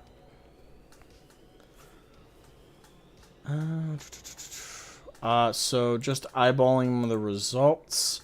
So you're right. Foreign soldiers to join the Wehrmacht did have to go through the Waffen SS, but that is just foreign. In terms of conscription into the majority of the forces of the Wehrmacht, I'm not seeing anything conclusive saying what the percentages or the numbers were, but it does seem like the implication is the majority of the Wehrmacht were German.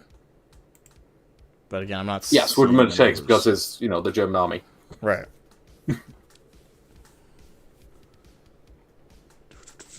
So it's kind of, I would say, unless you have something else that shows it from another angle, it's not conclusive. It's still not conclusive in terms of, and again, I don't think the Wehrmacht was clean. I think anyone who's got any reasonable brain or head on their shoulders knows that there was definitely a good portion of the Wehrmacht that did support the regime they were under. Yeah. But so I've you know, again, I've done some historical research, and I have this lovely German woman that I used to work with, who has a lot of the paraphernalia from her grandparents, who I believe one of them ended up being I've actually got his uniform, which is kind of interesting, an East German soldier afterwards, which I believe volunteered in Angola, as far as I've been able to tell. So, you know, hardcore socialist afterwards. And her other side of the family, which she showed some rather grim pictures from the reason I wanted to sort of bring in the clean Wehrmacht thing was because he was a Wehrmacht, I believe, sergeant or lieutenant. I can't quite remember at the top of my head, but he had some pictures which you weren't allowed to take, essentially, which were of some unsavory things done to civilians. Oh, yeah. So the clean Wehrmacht doesn't hold up. However, No. Just because that happened doesn't mean I can't put my Norwegians up against Italians. True. Okay. So, circling back. Crap, where were we? So we already talked about Midwinter, your general view of the Midwinter Minis video, right? We already covered that. All right. So I think... So we've covered that. Before I go into the questions I've asked everybody else, is there anything else you'd like to bring up? No.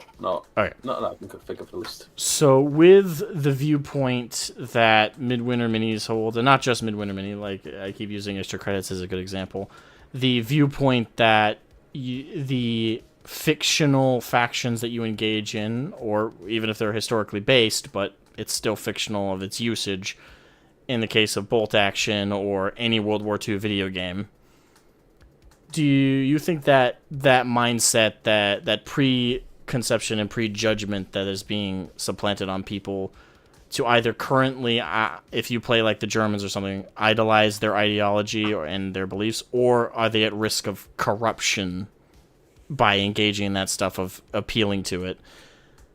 Do you think that mindset, that those kinds of people are growing, or do you think that's not the case? I can obviously only speak from my own experiences here, and as far as I've seen here, most of the people I game at least the circles with are of the older generations.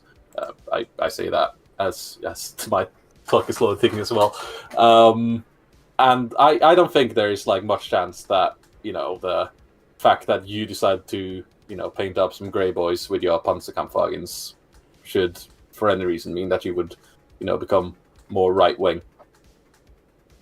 Right. However, I think should be said for it. I don't think I've ever met a 16-year-old who was into wargaming who didn't have a guy who was into wargaming who didn't have an extremist face when they were 16. Whether that be left or right. I don't think I had one.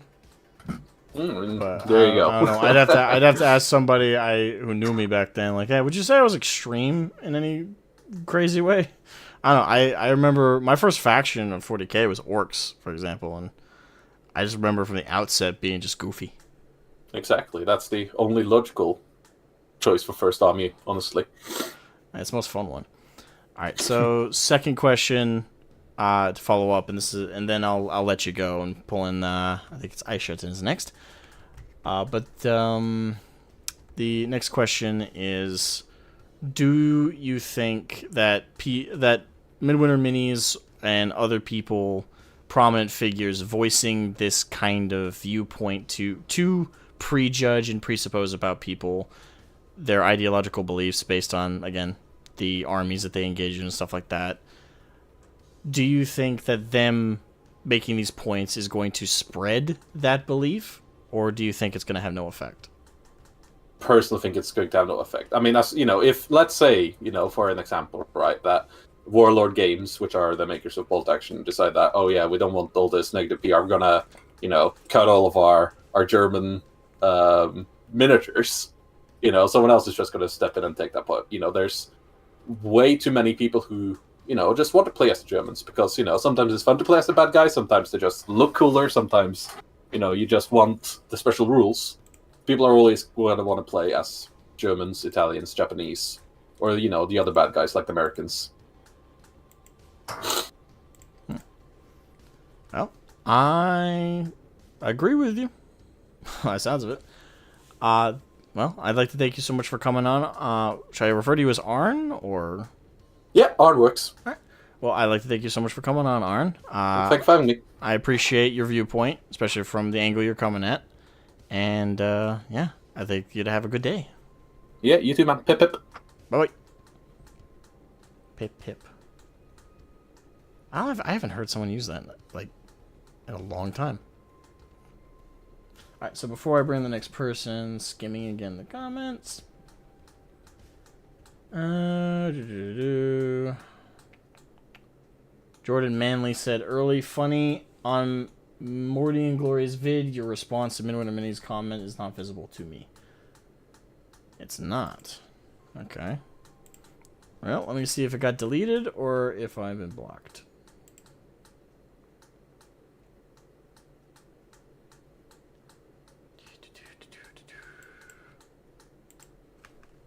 Morty and Glory.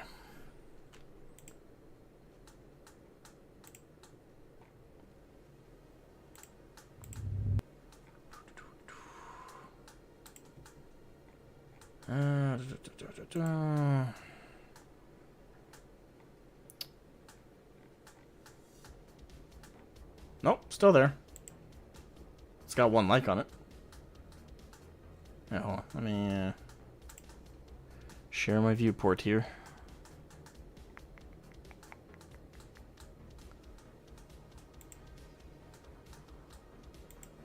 There it is. Yeah, it's right there.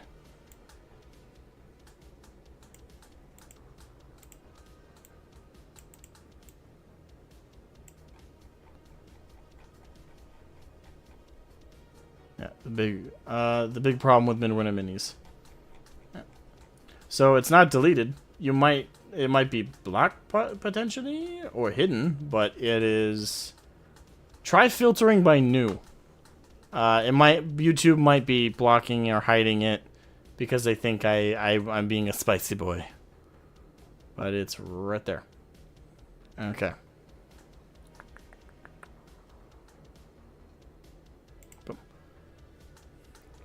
Isn't Afiel next? Well, you're in waiting call room number 1. It goes by 1, 2, and 3. So, if you're in 1, you're next. If Afiel didn't move up, then...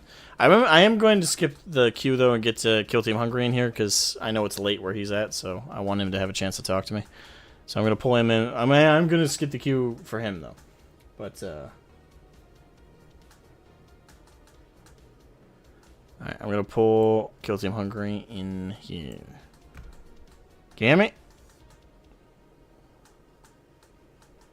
Greg? Hello? Hey, can you hear me? Yeah, I can hear you. There you are. Hey, what's up? Long time no talk. Long time no talk. I've been pretty good. How about you? Yeah, let's just say, I'm still here. I'm happy that you're doing good service to the community by talking about this, along with Nathan. Shout out to Nathan as well. And Turgor and a couple other people. Yeah. Yeah, and the rest of you all. Yeah, you're doing God's work. So it's like I think I noticed this topic thanks to Nathan, actually, because I saw his video and I was like, what is going on? And yeah, then I saw this this hot take of Midwinter Minis, and it's like I always thought he was a shill to begin with, but this was just the straw that broke the camel's back. I'm just gonna engage the garage door here for a minute. Yeah, I mean, in my case, I was a fan. Just last week, I would have described myself as a fan. I've been told by my friends that he had made political and stuff like moves before. I guess I just totally missed it, and I definitely missed his post about not being with his wife anymore. Again, that has really nothing to do with the topic at hand. But if you want to bring it up as a character thing, that's fine. But yeah. Well, here we go. As a child of a single mother who was basically left by the father because of a home wrecker, this hits quite hard home. So, especially that the dude had twins and he was not even married to the woman he had children with. As someone who has served in the RAF, being Guy, who we're talking about, he has served in the RAF. That tells a little bit about the duality of his character, let's just say. So, yeah. Anyway, and of course, he's an irresponsible person. That's just factual. Because you don't leave a woman with 2 infants for another woman. No, That's you just that's not how the way it goes. Plus, you don't have children until you're married. But that's just my jam. So, but don't. Arn says Anyway, Guy is not served in the RAF. he didn't. Okay. If he didn't, if he didn't, then it's my bad, and it was a misinfo. Anyway, this gave this character enough flaw to opinionate everything else I'm going to say about him. So it was just like I watched the video in total, in totality, and all I can say is this: is like it's like it was about bullshit o'clock, and it was his turn to say something stupid. And I just totally do not agree with anything he is saying about this topic. It was a swing and a miss. Absolutely. To put it that way. It's just like his new woman saying that she is not going to paint the German. No, she said specifically is don't make me paint the Nazis. Yeah, yes, basically the same. She doesn't want to paint it because technically he is her boss, so he can order her around. Anyway, I mean, this brings up a whole lot of stuff, and is like the educated gentleman who was speaking before me. One of them said that yes, this is double standard, so 100%, because it's like he is very comfortable saying that if you play with those units, which are basically Wehrmacht units and not Waffen SS, although the Waffen SS also had Panzer units, if I'm not mistaken, Panzer divisions. I'm not. Don't quote me on it. Both the But Waffen anyway, SS and the Wehrmacht use the Panzer.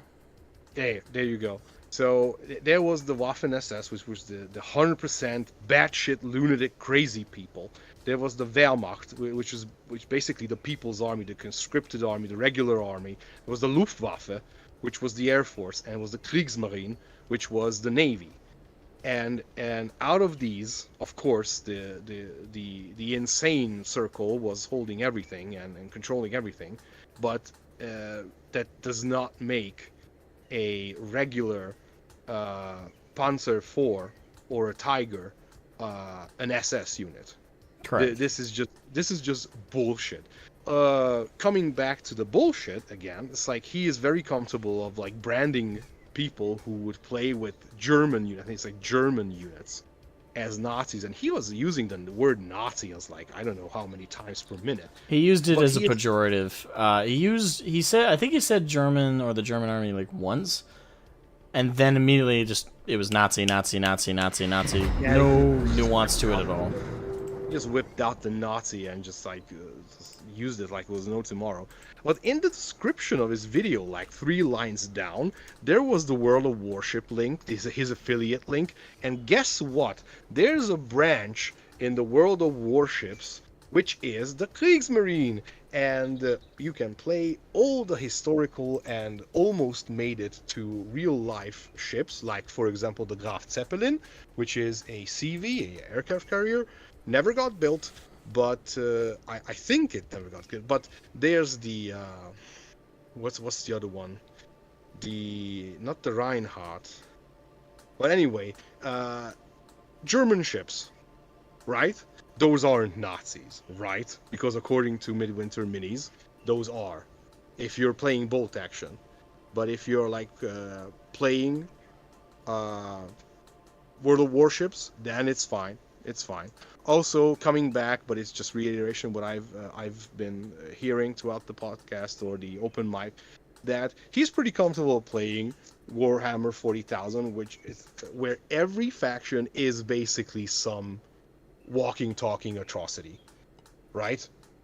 It's like I don't know, some flavor of evil.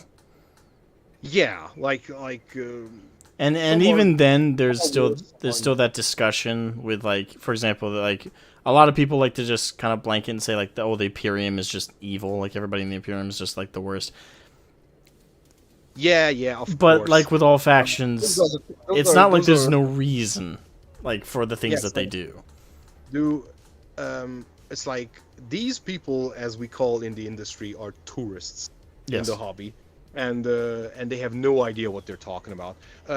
Other than that, it's like if you take a look, if you have like 2 functioning brain cells, and it's like it, as I told in the comments, and excuse me, but most of the Westerners don't care 2 shits about history, and videos like this show that I'm pretty much on point with this comment, because like okay, everybody has a how would say an axe to pick, an axe to grind with the Germans, but nobody's taken a look at what the Japanese did. Yeah, Rapum Nanking, Unit 731. Nobody cares about what the Italians did. Nobody cares about what the Soviets did to their own people, right? Because though things happened there as well. What the Chinese, what the Americans did. They dropped the sun on Japanese civilians twice, right? So everywhere we don't get me started on what the Hungarians did to Germans and Belarusians. If you want some ideas about, if you like, Guy is identifying you guys touching Panzerwehr units as Nazis, go watch the Come and See movie. It's entitled Come and See. It's on YouTube. It's for free. And those are the Nazis, right? What you can there see. I mean, that movie changes you and taxes your soul very much. And it's like, this is what terms they are, like people like Guy, who is, I'm more than sure he's out for woke credit, is throwing around I think so, for sure. haphazardly. So it's like hanging infants from a tree with barbed wire and stabbing them on bayonets and putting them in boiling water. That's the kind of shit that these people did, especially in the Ukrainian side. Stefan Bandera, the Ukrainian Nazi, who is now glorified for some reason again. So this is the people. These are the people and the things they are associating you with, just because you're playing a miniature game. And it's like, I have to be honest with you. I have an acquaintance in Wargaming here in Hungary who effectively dresses like a Balenciaga Hugo Boss SS during game. He doesn't wear the symbolics or any kind of Iron Cross or something, but he is like a walking, talking Hugo Boss advertisement. And I think he's 100% far right, but he doesn't propagate anything. He just dresses the way he dresses. He dressed like this like 10 years ago. Whatever. He's a nice guy. He doesn't propagate. He paints his Imperial Guard as Imperial Guard, Cadia. Nothing special. Doesn't advertise his extremist beliefs. Unlike people with Rainbow Marines and Trans Marines. Oh my God! I sometimes I commit the. Well, there's something to be said, like, when it comes to extremist views, and that is a point we actually haven't brought up, so I'm glad you did, because it is worth touching on. Even if you do have extremist views, like let's say you totally identify as a fascist, if you totally identify as a white supremacist, if you identify like any crazy thing, whether it's right or left, as long as in the hobby shop you keep it to your fucking self and you play the game, correct, and you paint your minis and you just do your thing, I don't give a shit, and no one else should. The beauty is, and I know you live in Hungary, so I don't like know how the culture is there, but at least here in America, our right to freedom of speech is not speech that you just like. It by all accounts, as long as like neo-Nazis are allowed to believe what they believe here in America and voice it, as long as they don't directly call for violence or do violence, that's that. Like, by all accounts, they have the right to voice that, and I personally believe they should have the right to voice that. Does that mean I agree with what they have to say? Fuck no. I probably disagree with a neo-Nazi more than anyone else on the planet.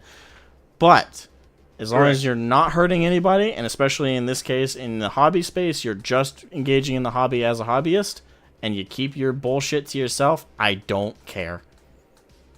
That is correct, because it's like, I mean, it's no secret that here in Hungary, people are living in the past, and if we want to be honest with ourselves, we were like fighting for the Nazis for the last bullet, until the last bullet. When the SS was here in Hungary, and the Nazis just came out of the woodwork, and they were like even crazier than the SS. SS just scratched their heads and left after seeing what the Hungarians were doing with the Jewish population here in the capital. They just said, okay, fuck this shit. You do you. We are leaving because the Russians are coming. And the Russians were like 2 streets away, and the Hungarian Nazis were still killing Jews instead of defending themselves against the Russians. That's how batshit insane this country was. And to be honest, my country is living in the past, like really living in the past. So it's Eastern Europe. So what can I say? But it's still not like, people have their little belief systems or whatever. It's not that I'm saying that the whole country is fascist. But there are a lot of people, especially if like now there's a little bit of cognitive dissonance, because the majority of the country is like now undecisive if who they should support in the current ongoing conflict in the neighborhood. But it's like as long as you keep it's the hobby, right? You escape to this hobby. You're not supposed to be like, oh, I see you're playing Space Marines. Oh, you must be a fascist. I was like, and you're playing Imperial Guard, so I guess you're the Wehrmacht. Or you're playing Elves. Oh, look, space racists. And it's like, if we would just start the conversation by just like approaching the table, seeing each other's armies and branding each other, it's like, you're the space racist. Oh, and you're the Nazi. Well, okay, let's see who wins. And it's like, it's not how it goes. You come to the hobby, you come into, and this is why I'm an adamant gatekeeper of the hobby. Say whatever you want to say. I gatekeep as well. I just don't. I stand by this. If you're going to gatekeep, and this goes without saying, but it's just to say it for the nut jobs who try and turn it on us. Yeah. You don't gatekeep on the premise of immutable characteristics. I don't care about your race. I don't care about your sex. I don't care about your sexual orientation. I don't care about your gender identity. I don't care about any of that shit. I don't care about your religion, your creed. None of that matters at all. I care about, do you actually have an interest in the hobby? Do you actually want to engage the community? And do you actually have the wherewithal to focus on the hobby and its aspects and not bring anything that isn't related to the hobby into it? Correct. If you can do those 3 things, you're welcome right on in. If you cannot do that, you're not welcome. It's very simple. Yeah. And when there's a preamble, like what Midwinter Minis just said, right in the first sentence, it's like the thing is already tainted, and you cannot go into that hobby. It's like without this feel bad, right? So I think, and it's like, to be honest, to be fair, the video is getting ratioed. So if you have like the dislike add-on on Chrome, you can see that the dislikes are now overtaking the likes. It's like almost 6,000 dislikes now. Yeah, I didn't think it was going to at first, because normally if something's going to be ratioed within the first 24 hours. But we're into day 2, and the dislikes are still swamping in. So I'm actually surprised by that. Because like how big of a traction this channel has anyway. But so the fans are gonna fan, and people who don't really watch them just getting caught on, and thanks to like you, Nathan, and all the other wonderful people who just pointed out, it's like we who actually like have something to say about this are like slowly getting aware of what happened, and then we are expressing our opinions about it. So I mean, in the next few days, it is going to be at least like 50-50, but I'm more than sure that the dislikes are going to take over, because what he is saying is just simply not true. It's a lot. Because if there's a far right problem in the hobby, according to him, there's a much greater far left problem. I'd agree with that personally. It's just, I mean, sorry, I didn't catch that. I would agree with that notion that there's a far left problem in the hobby. So if you have to worry about something, it's not the far right. Yeah. I'm just gonna go Right just now. go I will say this: political extremism on either side, I think, is wrong. Personally, I think you need to be a rational human being. But that being said, neither should be in the hobby. Yep. Agreed. So basically, that's all I wanted to say. Do you want me to pose the two questions to you, or do you feel you more comfortably? Yeah, sure. Go ahead. Good. Question number one: do you think the mindset that Midwinter minis and extra credits, for example, where they believe that the groups or the factions you might play in a video game, or in this case a tabletop game, are indicative of your ideological beliefs and support, or that it will corrupt you to believe and accept these things? Do you think that that mindset of seeing things like that is prevalent? Well, it's like going from my perspective, I play everything. So I play Marines, I play Kroot. I would play everything, but I'm not that rich. Well, you play Kill Team, so it's more affordable. I play Kill Team, so it's poor man's Warhammer. So so I play Custodes, Chaos Marines, whatever.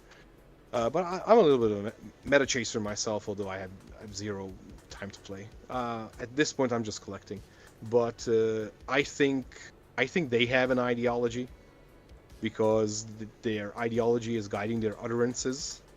So from their perspective, I mean, I don't know about Midwinter. Extra credits is like extra woke credits, so we know where he is coming from. I don't know what Midwinter is trying to achieve with this, but he just stepped on a mine with this. So I would say, I don't know.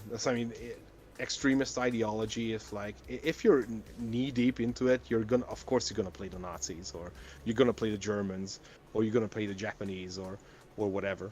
But it shouldn't be. It shouldn't be, because if you have like 2 functioning brain cells, you realize this is a game, and you play what you either you're meta chasing and you play what is strong, or you just go for the looks. For example, there's Infinity, the game, and there's the Japanese sectorial army. Jesus Christ, I picked it up immediately, and not because I'm like this super nationalist otaku being and whatever. It just they looked cool. So they might be there might be people, but those are on the extreme. So it shouldn't form your character, depending on what plastic miniature you are putting on the table. All right. I think I know the answer to the question number 2, but I'll ask it all the same. Do you think that the mindset that Guy and Extra Credits and anyone else who might believe along those lines, that the fictional army you follow or collect or what have you is indicative of your belief, or will be indicative of your beliefs and ideologies?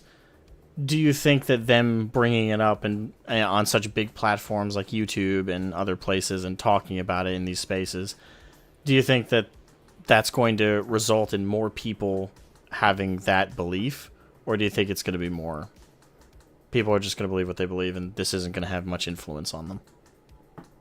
Well, it all depends. It's like, look what other brands are doing. Like Gillette, the gentleman before me, saying bring up Bud Light, things. So these are invasive thoughts that come in and try to like at a bare minimum divide the community, or they are pushing an agenda.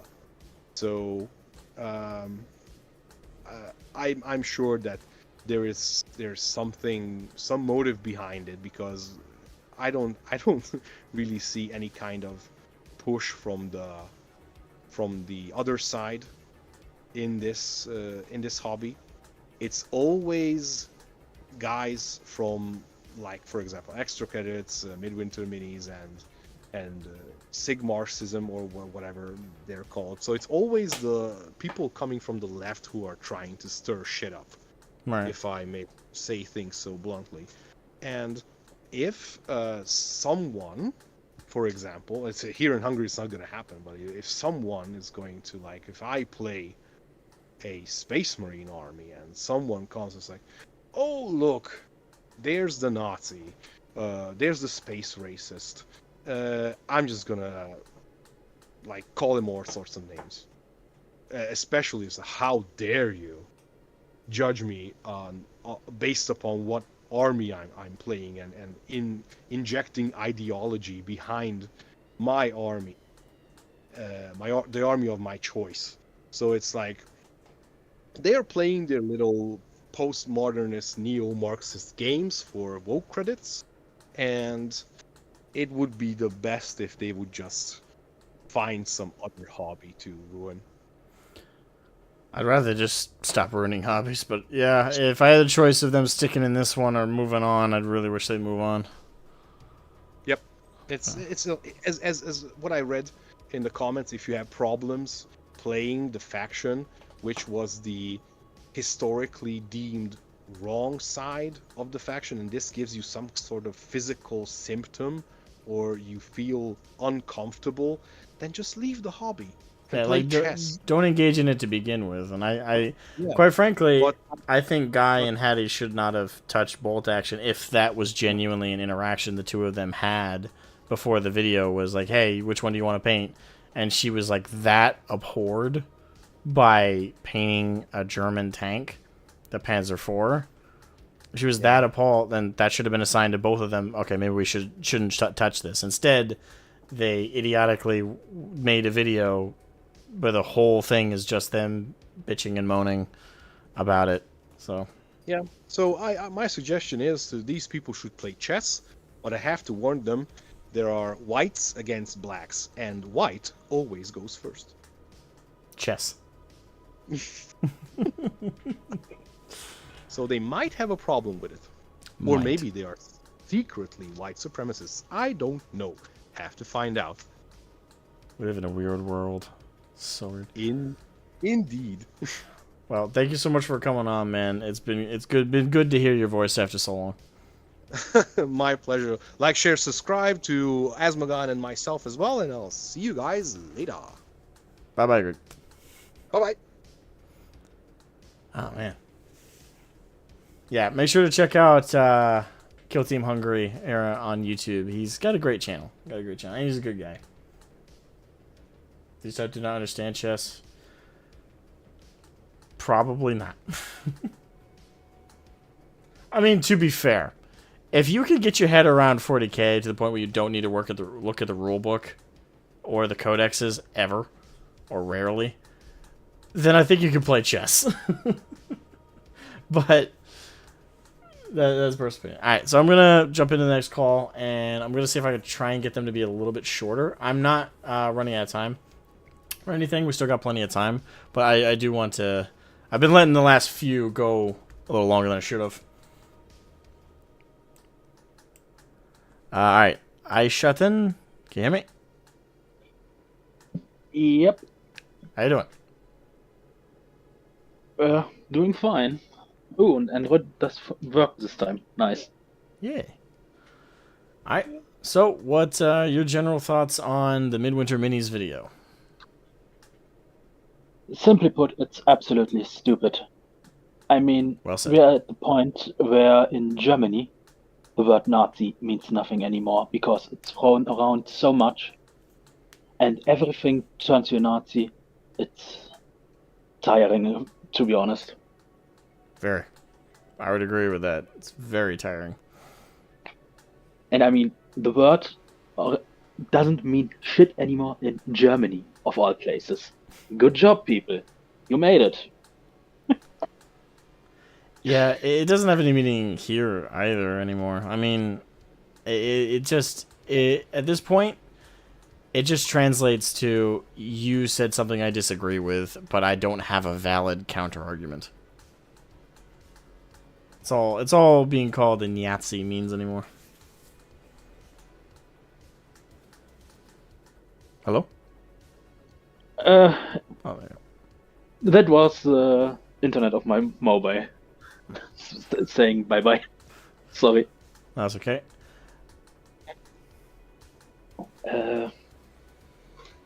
It's just coming back to the word itself. It's just how we in Germany call it so lovely, a Totschlag argument, a deathstroke argument. You have no argument, so you accuse your opponent of being the worst being that's possible, and end of topic. And water down every term with that. Nazi doesn't mean anything. Pedophile doesn't mean anything anymore. It's whatever Istophobe doesn't mean anything. It's all useless shit by now, and sorry for swearing. And That's fine. that's how discourse on the internet works. One brings up a point, and he's evil. End of topic. Good job. It has sadly turned into that. I'm not going to pretend the internet has ever been a healthy place to have discourse. It's not. But It's never been. there was a time where you could see it more often than you do now. Like, there was the chance for it. At the very least, when there was heated arguments, like, I think back to just... I don't even think it was 10 years ago. But I remember there used to be a trend on YouTube between, like, commentary channels where there was something called Internet Blood Sports. I don't know if anyone here knows what that is. But, yeah, they would just bring on, like, two content creators who absolutely fucking hated each other. And they would go ham. They would say every cuss word in the book. They would throw every label out in the book. And nobody took it personal. Everybody left. Just fine. They just hashed it out. Till it got serious and internet bloodspotted itself. Yeah, it's just... Yeah, I miss those times where... And the thing is, I remember with Bloodsports, like, they had people who were far left, far right. They brought them on, and they both would, like, leave on good terms. Like, so again, the internet's never been civilized, but there was a time where you could hate someone and get it out and say the worst shit imaginable and then walk away. It was the Wild West. Yeah. Now, and it's not gonna so much. be and it's gonna be again when everything is regulated to death and everyone gonna go back to invite only, like RGE often talks about, big old school internet, where you didn't have hyperlinks via Google and had to insert the correct address of the pages and stuff. It's gonna go back to this, and nobody gonna talk with anyone anymore, and it's all gonna become even more massive echo chambers than now. Yeah. Not sure if it's a good thing or it will be worse than it's now. I mean, I tend to try and look on the bright side and hope for it to be better. That's what I try and do. I am very much a nihilist in, like, my personal conversations and stuff like that. I can't help but be. I tend to see things in a very dark light, but I try my best to publicly have a more positive outlook. Not because I'm trying to, like, convince anybody of anything. It's just, I don't want to be the voice of the downer. I want to try and give people that encouragement to think on a positive angle and hope for the best. And if not hope for it, work for it. Actually make it the best that we can. Yeah, I understand the sentiment, but after a time it gets hard. Oh, yeah. I mean, I don't if we deny just it's very talk hard. about, I just mean, look at, if you say the hobby space.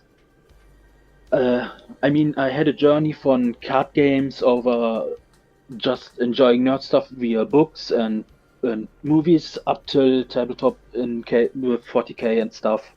And to be honest, right after I jumped ship, the next thing you saw, thing goes up in flames. The locusts come in and burn it all down. magic, they fire a woman, a lesbian woman, because she has the audacity to make drawings of hot women. Oh my god. Attractive woman. How dare she? And I guess my mobile is That's funny okay. again. Yeah, okay. I just heard myself talk. That was weird. And that's what I mean. It's all get gobbled up by the left. It's all gonna get to become a amorphous grey blob where if you sprinkle in any color, you're evil. And I kind of see it with 40k. I mean, I made the argument in multiple Discord servers already. Look, for example, at the first page of the White Dwarf, if you read it, and look at the team, how it changed over time. And it's kind of indicative of the company itself. And I would say it's part of the policies about hiring that got introduced in the UK. That's all. You have to fill quotas. You have to have a dye department in the shit. And then, for example, you have new kids come out. They are pretty bland.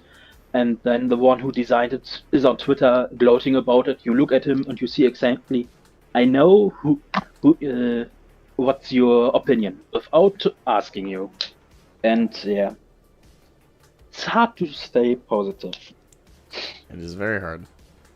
And I agree, there's a lot of stuff that just weighs you down nowadays, but again, you gotta try and find the good, and if you can't find it, make it. And I'm not saying that's easy by any stretch. I'm saying it because it's hard. Yeah. But we can agree on that one. And you said you wanted to keep it short, so the 2 questions you want to ask. yeah, I still haven't found a way to streamline it. Do you know the questions at this point? The first one was if the reasoning they have, if that makes any sense. Thus, you play as the bad guys in a fictional setting or in a historical setting, you turn the bad guy.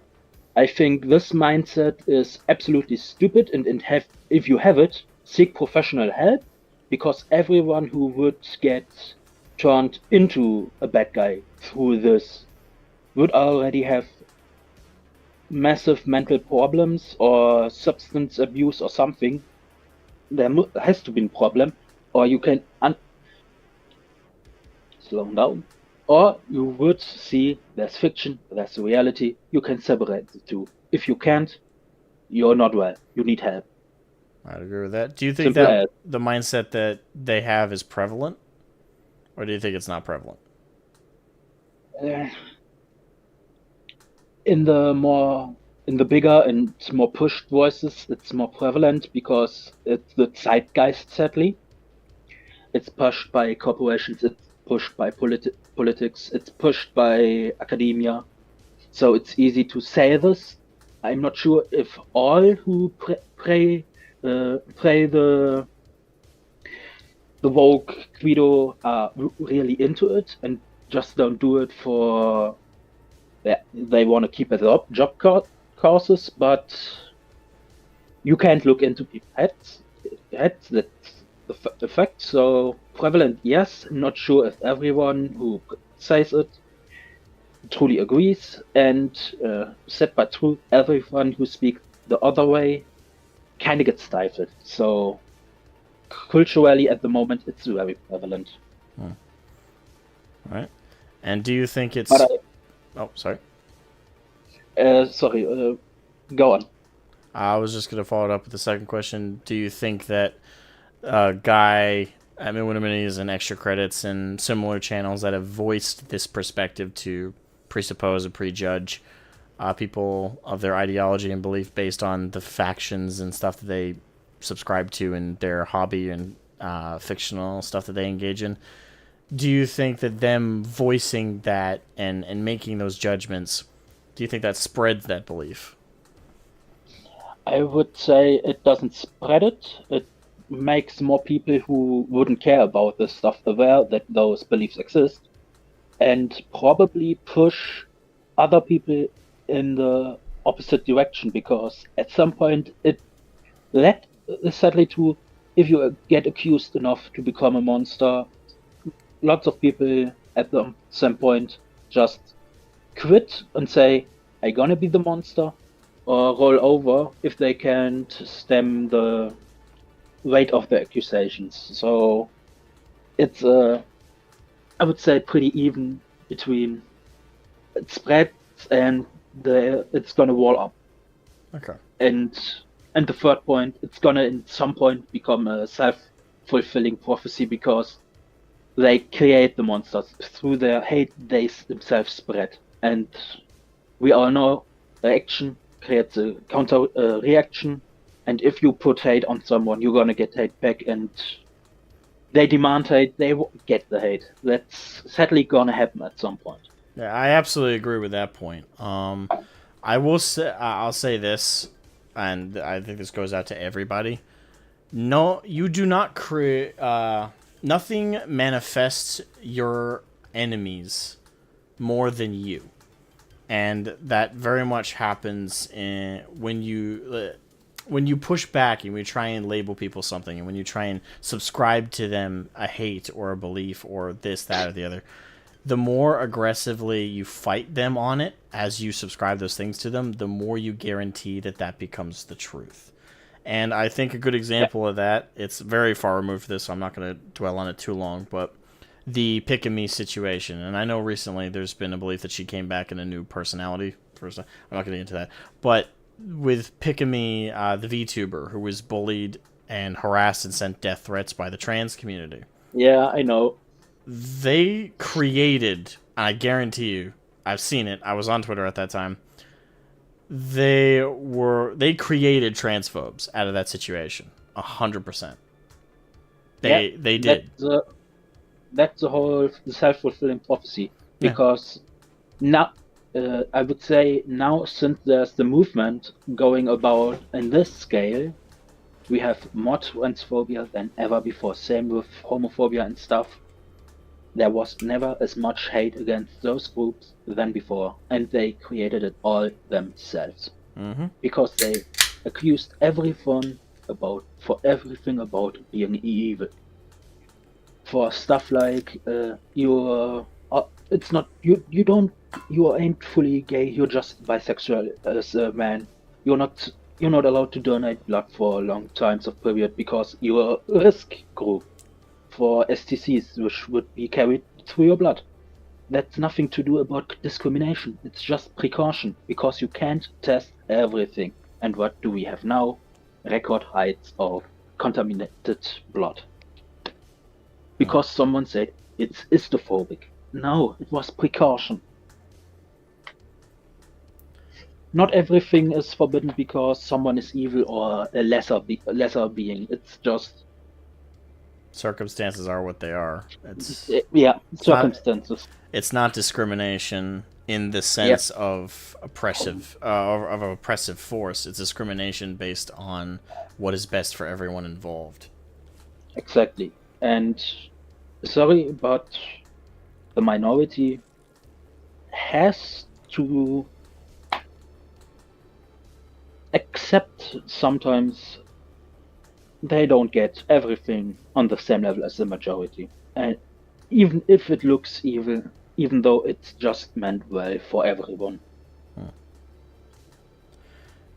But it's only sorry, I wanted to one line. It's only good if the red do it. If they steal your shit and give it to people who did nothing, then it's fine. Then the minority has no rights anymore. Thank you so much for coming on. It was a pleasure talking with you again. It was a pleasure talking to you too. I still can't say your username. Ice Schatten. Or if you want to go with English, just go Ice Shadow. It's. That's what that translates to? Ice Schatten is Ice Shadow? Ice Schatten is Ice Shadow, yes. Okay. Little edge boy from Germany. Well, thank you for coming. Have a good one. Have a good one. All right, next up is. All right, let me skim. Hi, Sil. Well, it's trenders. I almost read that as tenders. Trans-tenders. I was so confused. It's trans-trenders that want to have transphobes to be suppressed. True. That is like another angle to bring up about that. Yes, it's some of the people know full well what I said earlier about the more you like subscribe to someone a certain thing, and the more you abuse them for that thing that you subscribe to them, eventually they will accept that as something that they are and welcome it, because at that point you're the alternative and you're treating them like crap. So people tend to want to fight back against an oppressive force as opposed to surrender to it. So in the case of like the trans community, bullying somebody to hell and back to the point of them leaving a job, yeah, that's going to create transphobes. And that is something to acknowledge still, that yes, there are some people amongst them that know that by treating people like that and acting that way, that you're creating the enemy you fear and hate so much.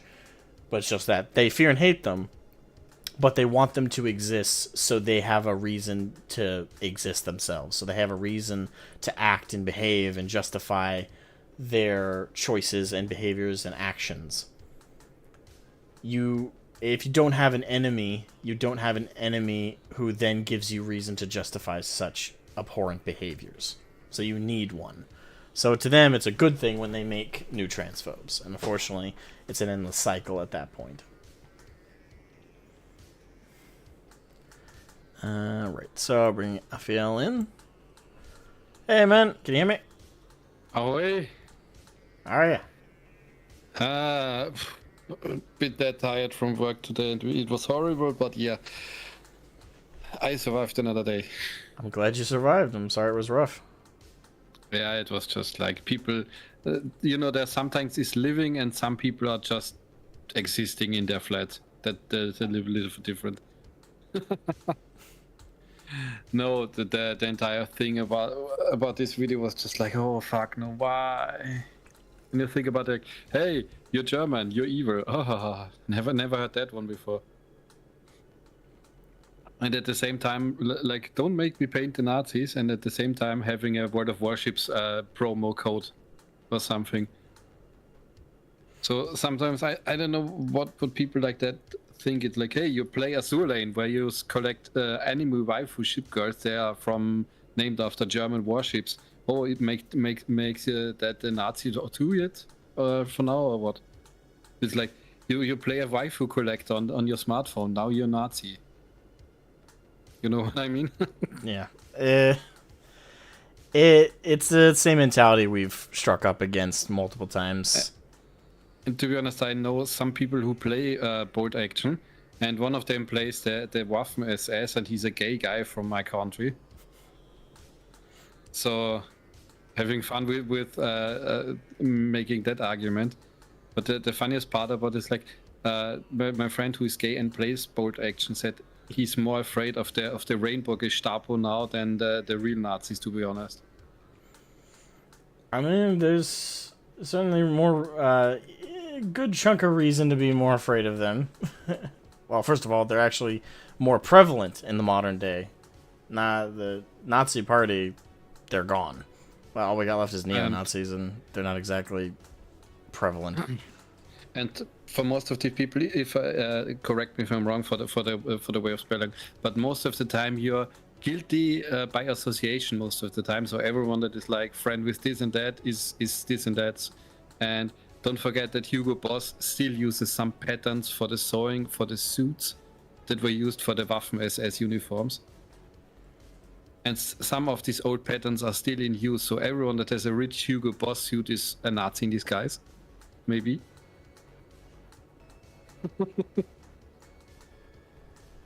Again, I'm marveling at the paranoid that's the mindset. reach around of these people. That's the reach around they do all the time. Yeah, it's just, I marvel at it every time. Just, I always ask myself, how do you live life, like, looking for your boogeyman and purposely finding it around every fucking corner like that. Like, And the thing that struck me the most was the reach around that Midwinter made with his video and his, I don't know, partner situation. Because I have a little bit of a family history with all that part, because my grandfather had 8 siblings, 3 sisters and 5 brothers. 4 of these brothers died because they were drafted into the Wehrmacht and died at the Russian front. And my grandpa and his youngest brother survived, and the 3 sisters my grandpa had, 2 survived, and 1 was killed in a concentration camp because she hit Romanians at her barnyard because she had a farm. brave woman. Yeah. Yeah. So while my for the brothers of my grandfather that died in the war, for 2 of them we have pictures, but for the other we don't even know anymore how they look like.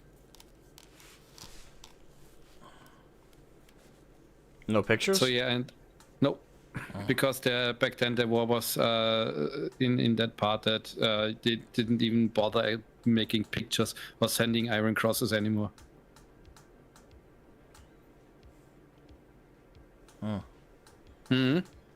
About that part.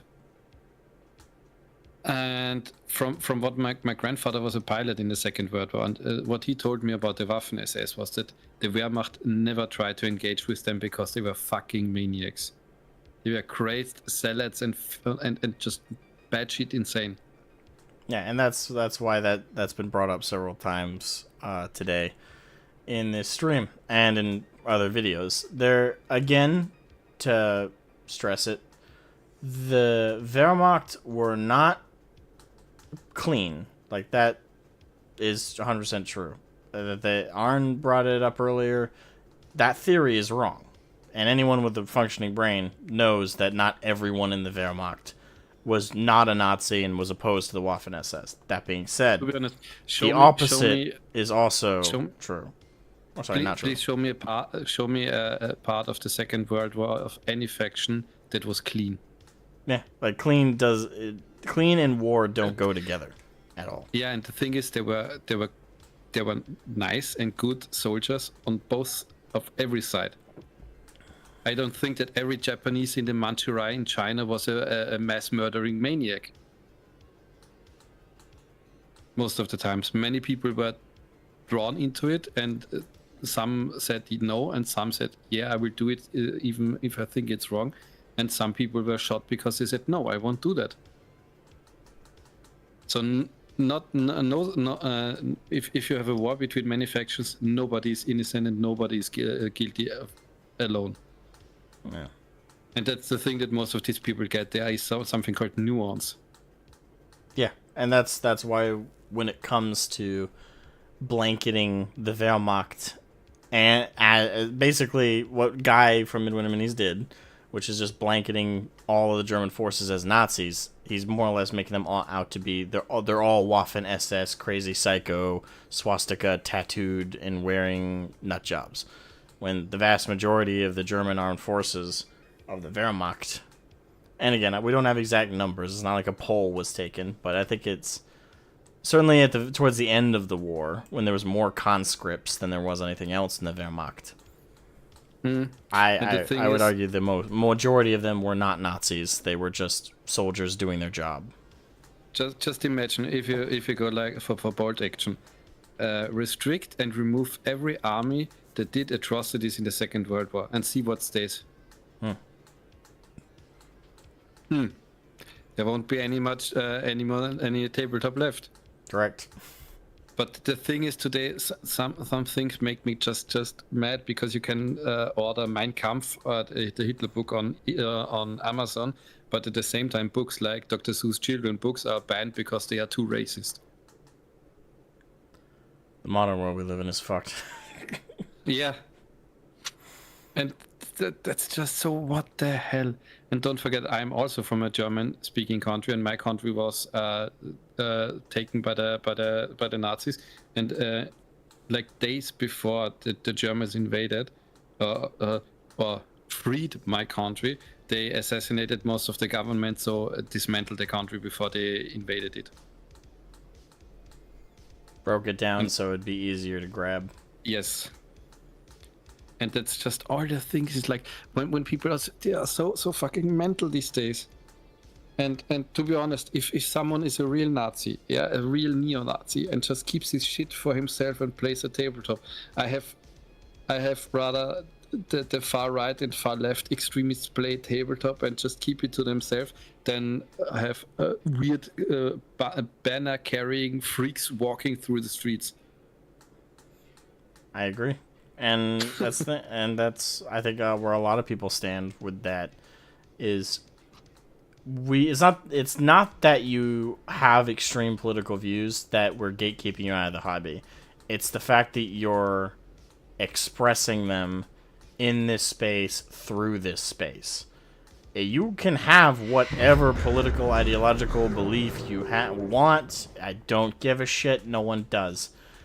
But if you're at a hobby shop playing a tournament, if you're online talking about the hobby, it's about the hobby. You keep that dumb shit to yourself and keep it out of the fucking space. Yep. Or you will And be for kept out. example, Hold on, I got a super chat real quick. Yep. Reverend Noyce, go and listen to this running around as a transphobic wizard in the Scottish Highlands. Have a good time, y'all. Know I shall laugh along with you at Midwinter Minis. Yes. Thank you so much, Reverend Noyce, for the generosity, man. I appreciate it. All right, sorry, go ahead. Yeah, and the thing is, if I don't know, is it from Norway or somewhere else, from these like super cold countries, the surström, the stinky, smelly fish from the can. You know what I mean? Yeah. If I take it and shove it down your throat all the time, you won't like it even more for every time I try to force it down your throat. And that's what these people don't get. The more they try to shove that shit down other people's minds, the more people will react and counter-react. Yeah. People don't like being forced. That's the thing. And that's the thing many people forget. It's also the way, that goes to what, I said earlier. It's the more you push this stuff, the more, especially the way they push it, where it is pure aggression. It's pure, like, if you don't subscribe to exactly what I believe and what I hold to be true, then you're this label I'm putting on you. Mm-hmm. That doesn't make people want to agree with you. It makes people want to do the opposite. Even if what you say is correct. Which what they say is. I will try to translate something for you, because there's from my country there's like a description for raising children or something. It's not like in the literal way. Okay, it's just a saying. It's called Zuckerbrot und Peitsche. It means like sweets and whip. So sometimes you need to be adamant and have to say this is the line and not further. And sometimes you reach more with sweets. There's I won't say it's necessarily similar. It's along the same lines. It's an old saying here: "Spare the rod, spoil the child." Sometimes. Yeah, that's a term. Granted, that one's more again about you spoiling a child rather than punishing them where you can. But it's in situations where you don't use that is, where you use the rod. The thing is, in like the more rural areas in my country, there's still the in the Rauhnacht, in the like super winter nights, there is still the tradition of Krampus hunts, where children's if you're a bad kid, then Saint Nicholas comes around with the Krampus, and then it's a guy in a suit made out of pelts from animals and a gigantic big mask that was carved from wood. And sometimes, to be honest, I think that kids today need a little bit of a scare sometimes. Yeah, because they are only spoiled and have no borders and no like this is the line and not further. And these people who were raised like this anti-authoritarian blah blah blah bullshit are now in academia and are like, wait, you're applauding, that triggers me. Yeah. And those people people who have panic attacks when you applaud wanna be teachers? I can tell you this. Being woke and being a teacher are a hard combination. Yeah, to be honest, just have a class of 16-year-olds and a super woke, super soft, super plushy teacher, and then see how long it goes well. It doesn't. Yes, that's the thing. Kids know when someone is full of shit. That and kids are naturally rebellious. So, regardless of what you tell them, yeah, they are assholes. I won't disagree with that. Speaking from experience, but yeah, like it's no. Kids, part of it is they sense when they're being bullshitted, but also even when they are being told something objectively true, kids still rebel.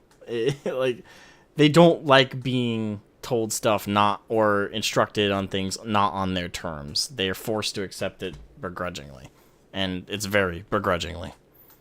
Yeah, and don't, to hammer home a point about nobody was nice and good all the time.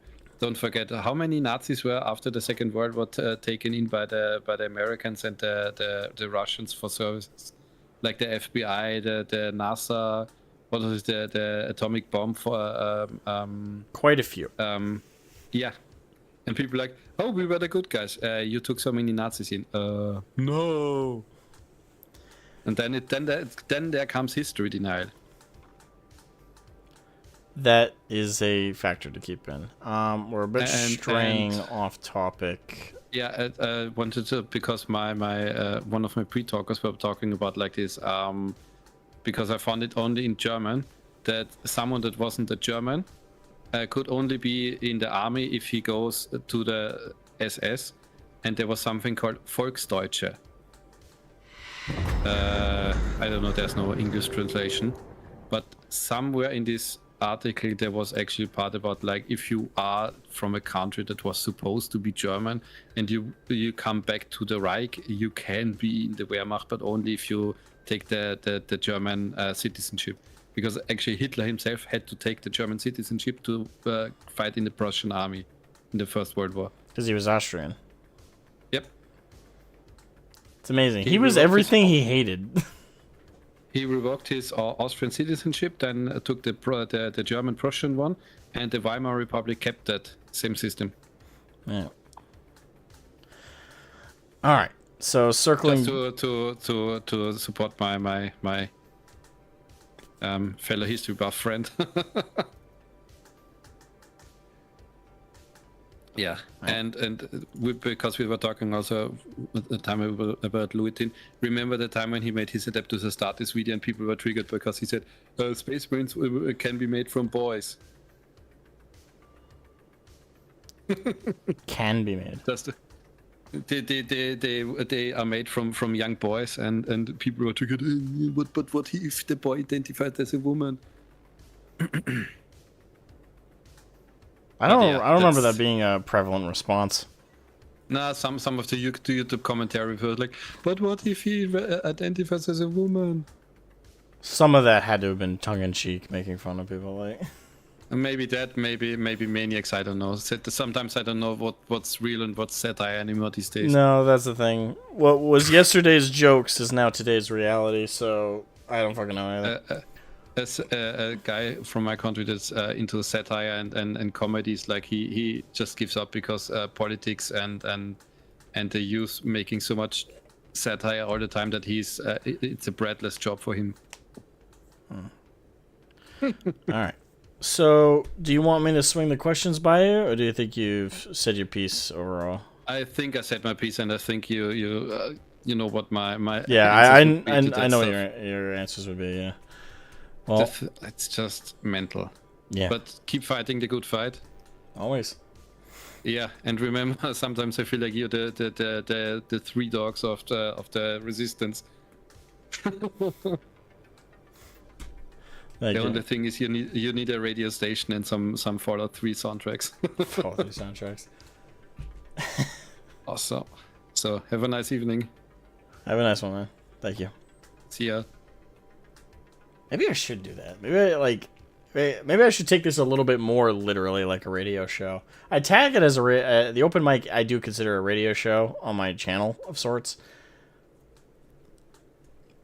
But maybe I should start doing that. Like, welcome to the open mic radio on 101.4. Like, maybe I should be a little bit more like radio-like with it. But I don't know, man. That's kind of funny to me. All right, real quick before I bring, I won't say possibly our last caller. I have nobody else waiting in the call lines, so I will share the link real quick. I will share the link real quick to the call line Discord if you guys would like to come in and voice your thoughts on the Midwinter's Minis video and all this fun stuff. Here's the link. No, leave me alone. I will spam it real quick in chat. There you go. And I will skim the chat.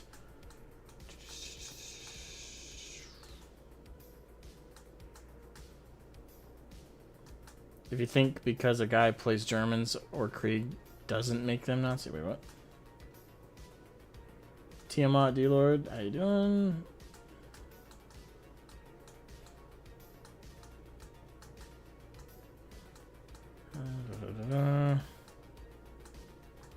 Bubba Bundesliga. Bundesliga. I don't know if I said that correctly. I apologize if I didn't. But you say, welcome to stream. I will be surprised if they do a how to paint Confederates video. That ain't happening. And if they do, they're going to say so much shit. Oh, that would go so south.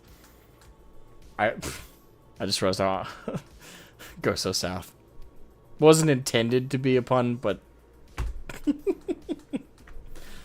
more paint, less politics. I agree. This hobby should be about painting little dudes and playing and rolling dice, talking and just talking out dumb shit. Like the fact that these streams and these videos I've had to make in regards to these topics really shouldn't have to exist. Yay! Modern bullshit invading everything. And I'm done skimming. Long time listener, first time caller. Awesome. Wait, are you Gachi? I thought Gachi was... No, Gachi was another person in chat. Well, the link's in the chat if you want to jump into the waiting call room 2 or 3. Those are both open. I'd love to have you in. So.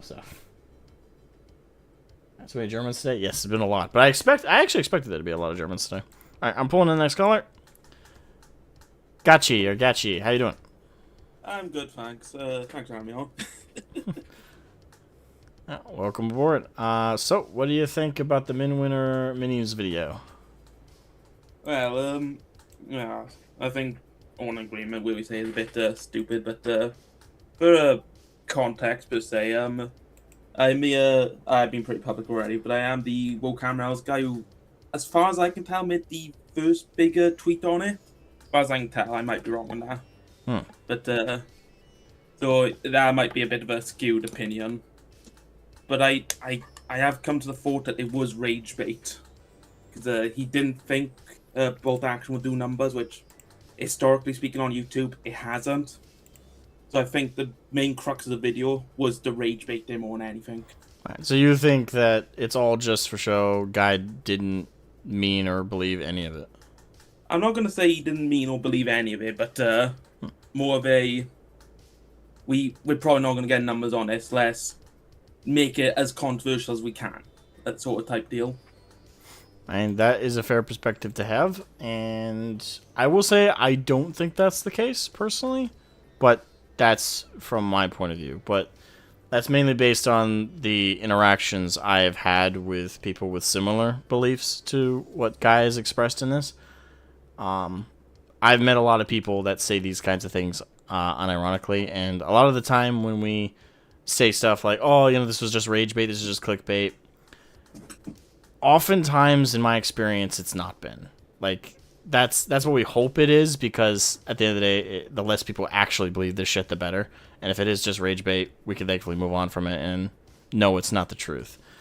But I've seen too many cases where the people who express these kinds of views truly believed it versus actual rage bait. And to me, him like going to Morty and Glorian's video and complaining about him misquoting him in his thumbnail and trying to place himself on a higher than mighty shit.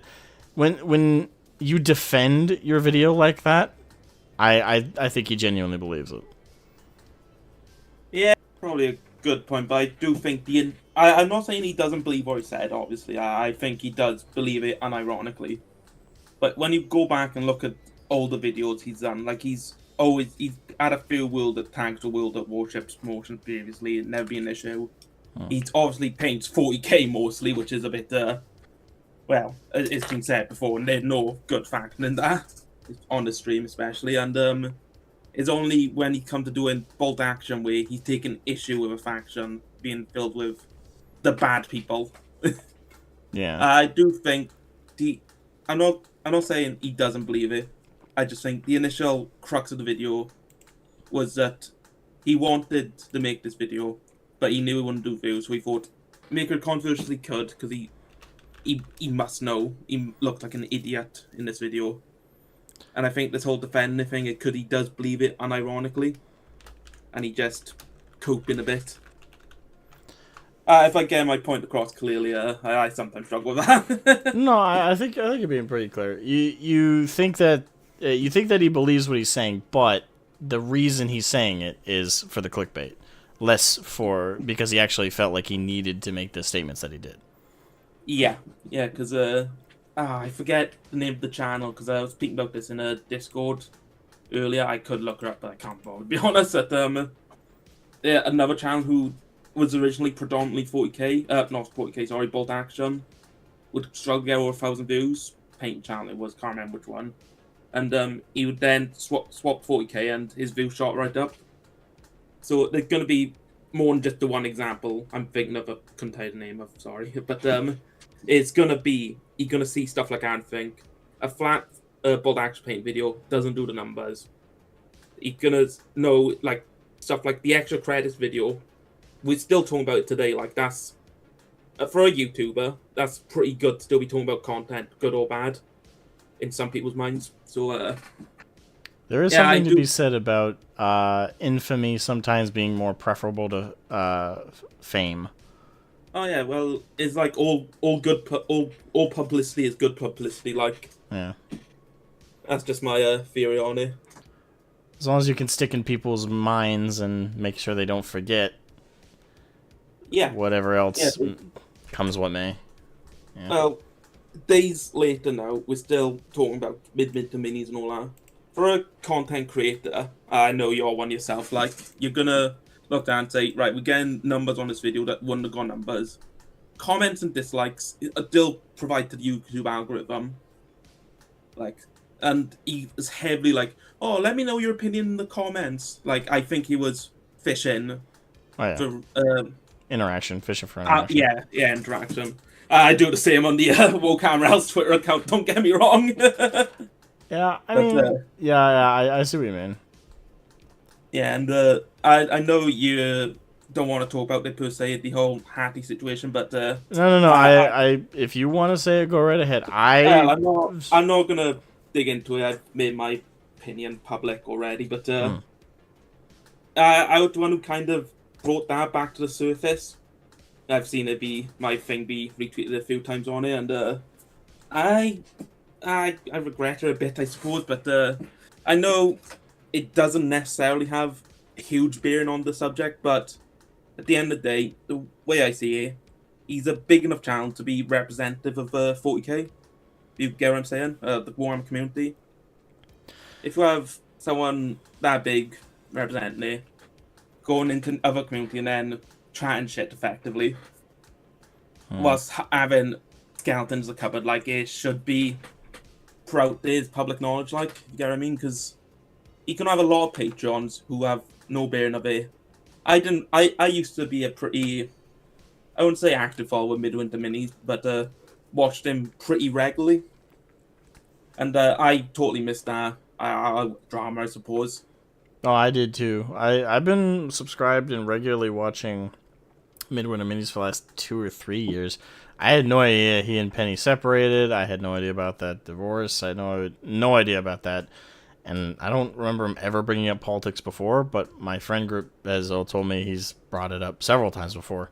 So for me, just this last week and a half, I went from really I like revering the channel a little bit as like the quintessential miniature painting channel, especially for our hobby, to unsubscribing, heavily disliking both their personalities, and now dreading that they're some of the worst types of people that I hate in particular. I like when it comes to cheating and when it comes to that stuff, I am particularly vitriolic to it. I've been cheated on a few times. I know what it's like to be in that situation, and I'm also a very family-oriented man. I want kids, and I can tell you this right now. The woman in my relationship would have to divorce me to get me away from my kids and into that family. I just never could do that, especially if I had kids with somebody. I couldn't do it. So for me, it's a disgusting situation. What possibly happened there, and again, we just don't know, but we're very close to knowing. If that makes sense. Yeah, at the end of the day, we're not going to fully know what happened unless Penny, or I doubt Guy or Hattie, comes out flat out and explains it. From what I've seen from an old screenshot of Penny, I'm terrible with names, it does seem like Guy was having this affair with Hattie on the stream. No, stream, sorry. Brought her in and had having an affair with her. Then effectively kicked her out. Like she said, I wish I had the screenshot is somewhere.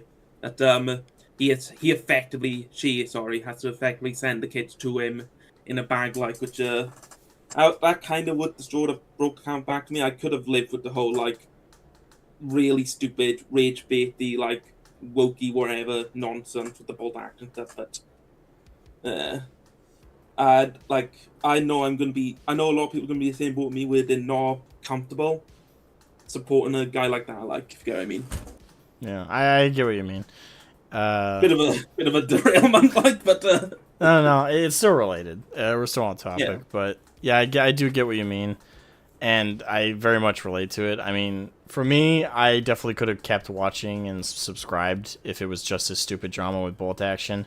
I would have not respected him as much, or Hattie, but what really has stuck in my craw and disgusted me about the two of them and the whole situation has been the stuff on the side. But I've been avoiding talking about it in the stream and stuff because we just there's so little facts of the situation to make conclusions. So, and plus it's not correlated related to the video or why the video is bad. No, but I suppose the video has acted as a crux for it all coming out. A lot of you cause drama, all drama comes out like how the internet works. People start crawling through stuff, people start mentioning stuff. Yeah. And whenever you moralize that, there are people in the woodwork who will be like, the fuck? Yeah, it's a bit hypocritically moralizing at people for painting the Grey Soldiers as being a bit too into it, or Hugo Boss enthusiasts, I think was the wording. But I think it's Hugo Boss. Another thing. Yeah, like, if the accent gets too strong, let me know. But I thankfully I'm used to a very thick accented German by the name of Karn. He can't say Massachusetts at all. Oh, Massachusetts! I'm taking the piss. You did it better than he can. He keeps saying Massachusetts is how he keeps saying it. But the whole, like, I do think the internet community, especially YouTubers, no shade on you, do get a bit skewed when it comes to what the wider hobby and communities think, or the normies, like, because in work, me and my friend in work, to play war games and all that, we to play quite regular. We recently got into bolt action. He picked the Germans, so I asked him, why did you pick the Germans, Tom? He said, I like playing the bad guys. Fair enough. And I've had like people who aren't in the hobby at all not even realize they were historical World War II games on the whole. Why isn't bolt action as popular? It's a niche within a niche at the end of the day. Yeah, I think the whole. Yeah, I don't know if you agree, but I tend to think the reason just comes down to people don't think historical wargaming is as cool as the fictional stuff. I suppose there is an aspect of that, but it's always going to be like World War II is just an inherently interesting topic. Might be biased because I'm a Hearts-of-Iron 4 player, but it's an inherently interesting topic with just everyone has always loved being told war stories from like their grandparents or great grandparents. Like I remember my grandfather would tell his dad's war stories to me when I was young. Because my great grandfather was in the Malayan emergency. Interest story. Passed away when I was quite young, unfortunately. So, but my grandfather would pass on the stories to me, and I always enjoyed listening to them. I think that's a common human experience. I'd say so. Yeah, I didn't grow up with war stories about World War II. My gramps fought in Vietnam on my mom's side, and my father's side he fought in Korea. So I heard stories about those wars. I didn't grow up hearing war stories from family members of World War II. I know my great-grandfather fought in World War II on my father's side, but most of the stories I got were secondhand of those ones. And even then, they were pretty horrific. Oh yeah, every story gonna be horrific, but there's always gonna be heroism in those stories. At the end of the day, and is why I think. I do disagree when I say that bolt action is a more boring setting when you say that. I'll be honest, but because you just look at things like war movies, like Fury. I think it was called Fury. The tank film was one of the top films 2 years ago. Band of Brothers is infinitely popular. Yeah, and one of my favorite movies of all time is Hacksaw Ridge. Yeah, exactly. World War II it's pop culture at this point. Yeah, it is. When I say it's not as cool, it's in comparison to just the bombastic, otherworldly nature of something like 40K, for example. Oh, Warhammer 40K is a genre of itself. It's gone beyond tabletop wargaming. Yeah, it's crazy. That's the idea. That's why it's so big. Yeah, you physically can't compare any game really, to 40K because it's such a massive disparity. The only category Warhammer 40K can be compared to is Age of Sigmar and Horus Heresy, which are both Warhammer games. It's totally different genre on itself. I would disagree. I would disagree with that on the basis that they're both still war games, Bolt Action and 40K. Oh yeah, definitely. But when it comes to trying to say, why is Bolt Action not as popular as 40K? It's because Neoxys is not 40K is in its own league. Yeah, it's like comparing Call of Duty to something like an indie game on Steam for £2. That's a first-person shooter. It's not. It's like comparing Call of Duty to Warface. Yeah, exactly. It just is not. It's not fair, given the Bolt Action is probably the biggest historical war game. I'm pretty confident to say that. I mean, despite everything I've said about not being as interested in it, all of this has made me interested enough that I would like to collect an army. Problem is, even though Bolt Action is cheaper, I still can't afford to buy an army right now. Yeah, the 40K budget is quite large. Yeah. But no, it's. I think I was making a point there, but I've lost it now. I'm sorry. I shouldn't have interrupted. I know. I'm always like that. I just forget halfway through a sentence sometimes. But yeah, you can't. I think what Midwinter Mini's mistake was in this video is better. He was comparing Bolt Action to 40K. Is incomparable. Whereas Bolt Action is the biggest historical war game, which I'm confident in saying. I certainly think it is. It's the only one I've heard about, for sure. So, exactly. Just on that, I would say, though it's anecdotal, I do think that is assigned to me. It's the most popular, for sure. Oh yeah, well, people I work with, again, total normies, totally outside the culture, have viewed a Warhammer. They've had interactions with it. None of them had interaction with Bolt Action. But people who are in Warhammer have viewed a Bolt Action whilst they haven't viewed of other historicals. That's kind of the metric I'm going by, personal experience. there is no numbers. Well, I'll do a poll someday. I don't know. One day. But another reason why I think Bolt Action, Warlord Games, sorry, is probably the most popular historical selling site. The Bolt Action models are very versatile. They can be used in other systems, for example. So, there is a point to be made somewhere. I'm making a point and wording it awfully, as always. Nah, you're fine. But it's just one of them cases where Guy has come in as an outsider. He has to be in respect, which I think Modi and Glory has said. Like, when you come into a community, online or in person, you gotta come in respectfully. Yeah, I mean, it's one thing if you're within a community and a hobby and you've established yourself and then you have a take like this, which it still wouldn't be accepted anymore then, but people will be less vitriolic than if you literally just walked in the door and started acting like this. Like, exactly. People are way more vitriolic when you're an outsider, when they can definitely otherize you. And he made it way too easy to otherize him because he's a Warhammer creator through and through, and this is his first Bolt Action video, and he chooses this one to lay down that torch of belief that, the reason it's not as popular is it's got to be an apprehension to playing the Nazis, even though no one has to play them.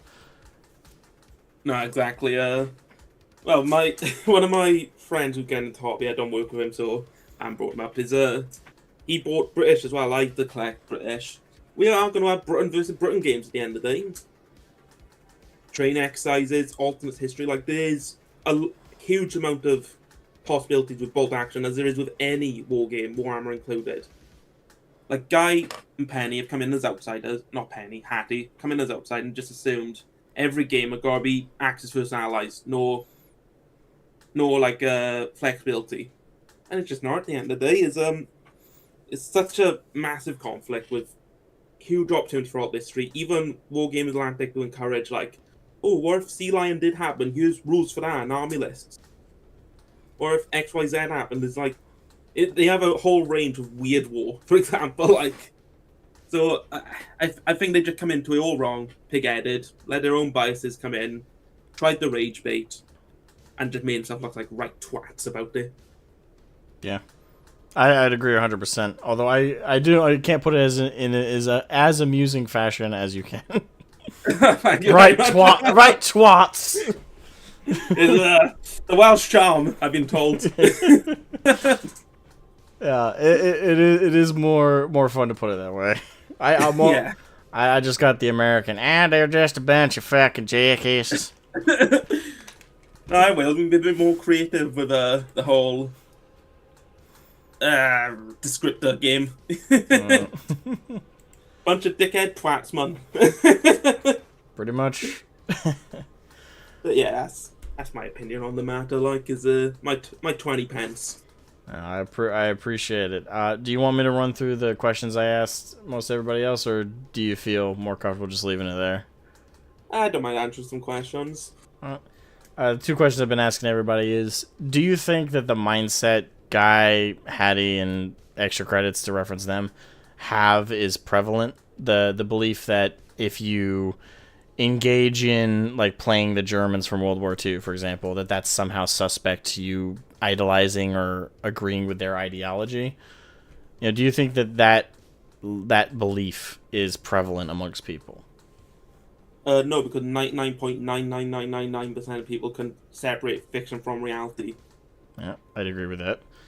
It's the same moral panic as, like, the old conservative Christians had with violent video games back in the day. It's the same puritanical mindset. I remember when I was quite young, because I'm still quite young comparatively now, arguing in extremely poor grammar. How can video game make me violent? I haven't gone out and punched someone in the face because I played Grand Theft Auto. How old are you? Exact. 22. Just a few days ago. You're younger than I am. I'm used to it. Half my charm is making people feel extremely old. Well, I only got you by like 12 months, so I hope you don't make me feel extremely old. Well, I'll have a go at some point, but yeah, it's not prevalent.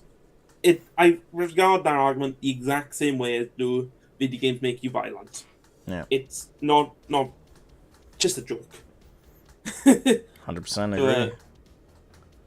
The other question was, do you think Midwinter Minis or other creators or other influencers, quote unquote, do you think the more that they espouse such a belief that it's going to turn people to kind of think that that is the case?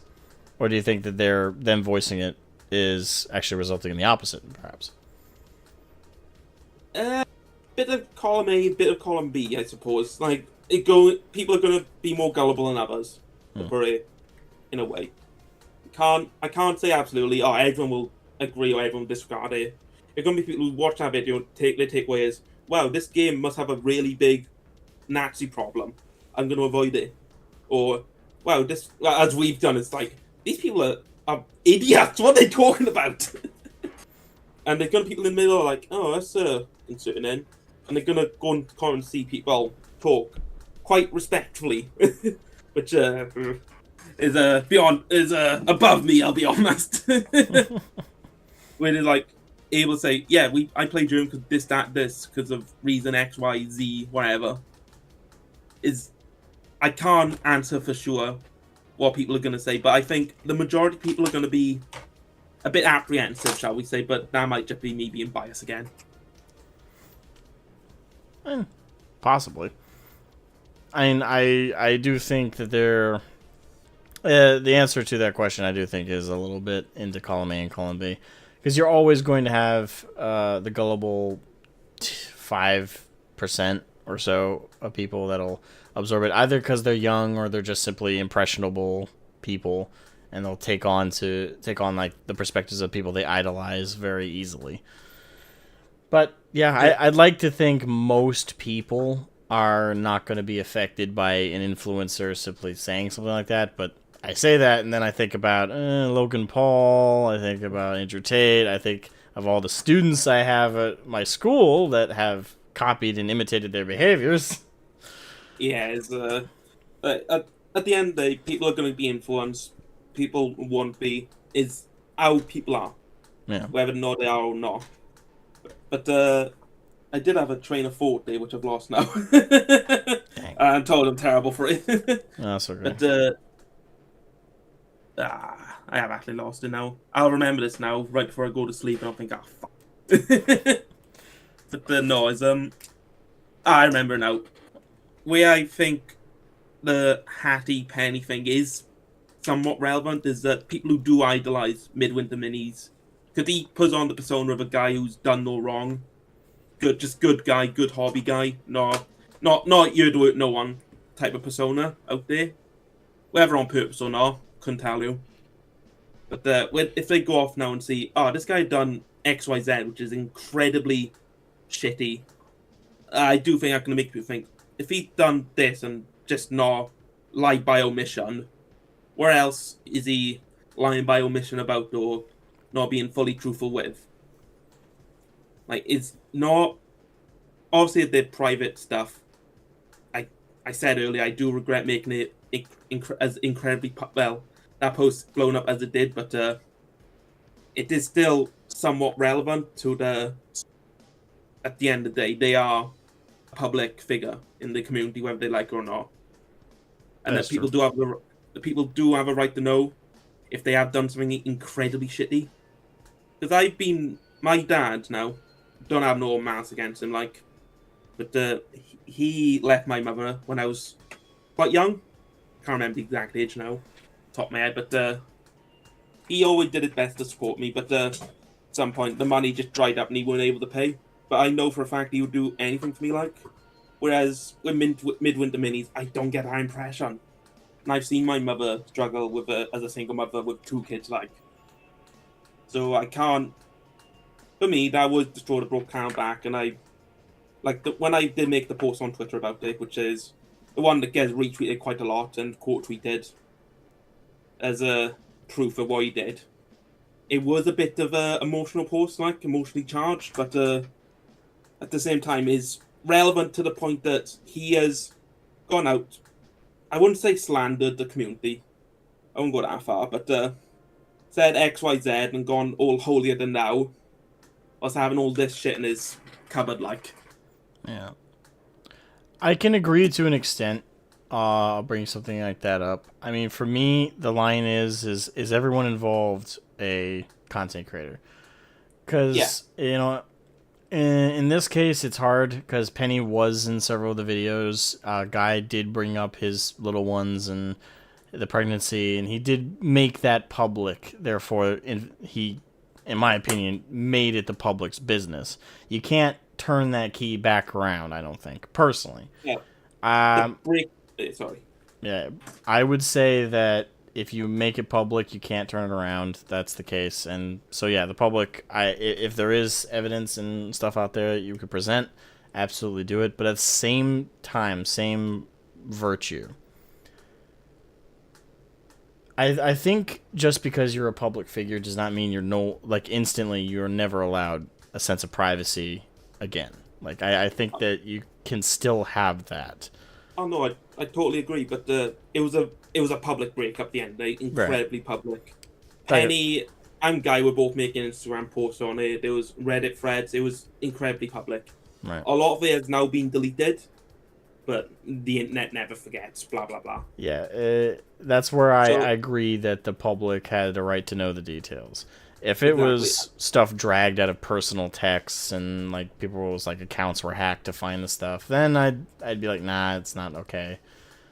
But oh no, I wouldn't be happy posting that content personally. But that's just where I draw the line. Like it's just what does the content creator do? What did they do in this circumstance? Did they make it public or did everybody else make it public? That's always the question I ask first. If the content creator did, and in this case, Guy did, and so did Penny a little bit. They made it public, so that made it the public's interest. You can't undo that. I believe there's a video still up about of Guy announcing the breakup and not getting too deep into detail, like, it was after the whole Reddit shitstorm and Instagram shitstorm, like, but I think that's still up. It's like important. It's titled "Important Announcement" or something like that. I'll have to have a look after this, but can you link me in your Twitter post about it? I'm curious to see if there's any details you had that I didn't see. Oh yeah, no problem. Give me a moment. I'll want me to shove her in the Discord topic related. Yep. Topic related in this case. I won't take too long now. It was a couple of days ago, so give me a moment to scroll. Where am I? There it is. That's the thread. There's only a 2-tweet thread, like, so the first tweet is just me talking about it, and then the other one is me quote tweeting the images, the screenshots I did bother the copy and paste at the time. Okay. Okay, so yeah, these are the images I did see, so thank you. Yeah. Yeah, most of that being sourced from me, apparently. Yeah. Well, that is pretty much everything I had. Is there anything else you wanted to say or express before we wrap up? Well, not particularly, no. Okay. I think I got my point across well, as well as I'm going to get it across, like. So, yeah, it's okay. It's a shitty situation for everyone, really, isn't it? It is. It's It absolutely. I would have been happier not knowing. I just want to paint funny models, damn it. Same. I actually plan on painting some Imperial Fists after this. Although I don't know, I might not be in the mood. I'll have to like walk around my house for a few minutes, get off my butt, see if it comes back to me. But thanks so much for coming on, man. I appreciate it. Looks like you're my last caller because there's nobody out waiting. So thank you so much, man. Yeah, you're welcome. And best to last, innit? I'm joking. You were pretty good overall. Oh, thank you. Thanks. Yeah, thanks for having me on. Do this again next time someone says something stupid? Probably. Alright, I'll speak to you again, hopefully. Well, I say hopefully. This would be hopefully someone doesn't say something stupid. Hopefully we have a chance to speak again about something positive. I think we did speak briefly in the Legion Discord voice chat. Probably. Possibly, I don't know. I don't know. I don't remember everybody I talked to over there. Every time I join the VC, it's like 6 new people every time. Yeah, the VC in here is always a bit wild, isn't it? Hmm. No, yeah, thanks for having me on again. I'll stop taking up your time now and extending the stream. That's fine. Thank you, man. Yeah, you're welcome. Alrighty. So, is there anything else you guys want to bring up in chat? If someone wants to jump in real quick, I'll take one more caller. But if I don't get another caller, I'm just gonna end off on talking with you guys that you might want to bring up. Any questions, anything like that in chat? Because overall, I think we've had a lot of callers today, and very good conversations overall. This has been a good open mic. It's been a damn good open mic. Oh, my neck. I love these headphones that I own, but sometimes, I don't know, it's just, they don't feel heavy when I first put them on, but after I've worn them for like an hour, 2 hours, 3 hours straight, all of a sudden, like, when I take them off, it's like, I'm taking like a 10-pound weight off my head. Ugh.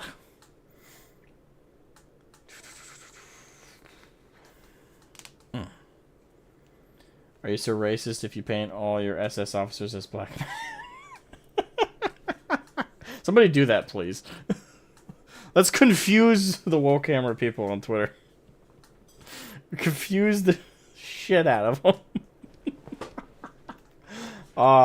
Am I a rabble rouser? I think I might be. That's hilarious to me.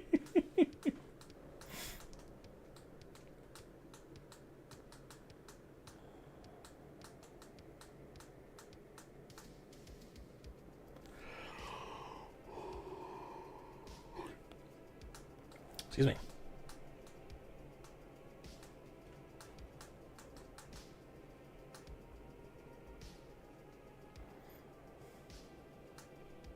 I lose my red cheeks.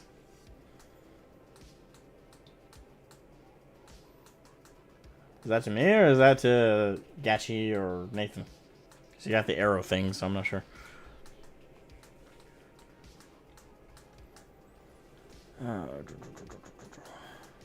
A-Up said earlier, by the way, welcome to the stream. I'm big into Hail Caesar, but it's got much less. I don't even know that game, so to me. Okay. I don't think I'll lose them anytime soon. They're pretty on there, and I'm not interested in removing them to prove a point. So they're probably gonna be there a while. It's Rosie. Yeah, a little bit. Also, it's hot today. I mean, hot by my standards. It's 65 degrees out, which to me is blazing. I hate the heat so much. I like the cold. Like, give me 20-degree weather any day of the week.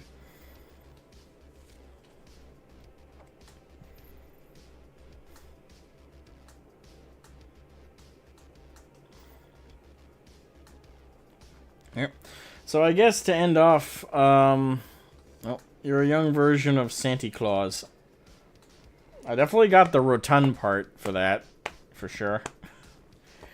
Hopefully this will be served some kind of purpose. Children of the world, the cool Halloween themed toys. So wait, am I Krampus or am I Santa Claus?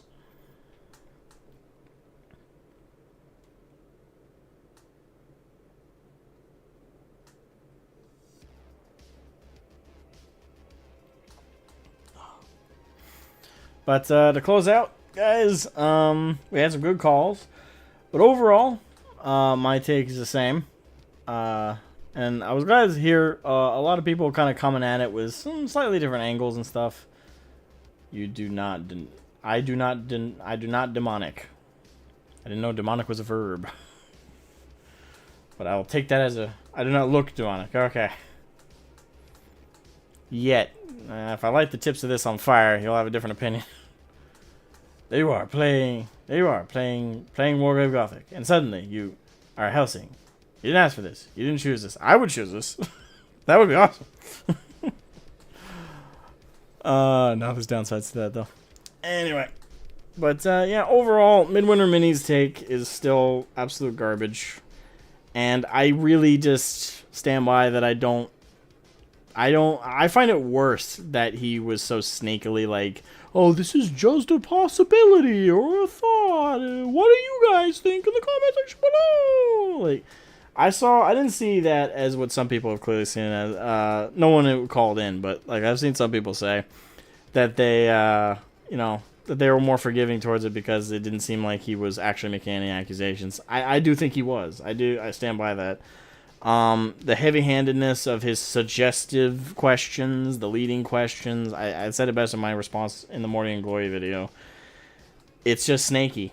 I think it's worse than the case of extra credits, where there was far more, like, the extra credits, they were loud and proud. They're still wrong, just as wrong, if not more so, but at least they were honest and straight with us, with what they were saying.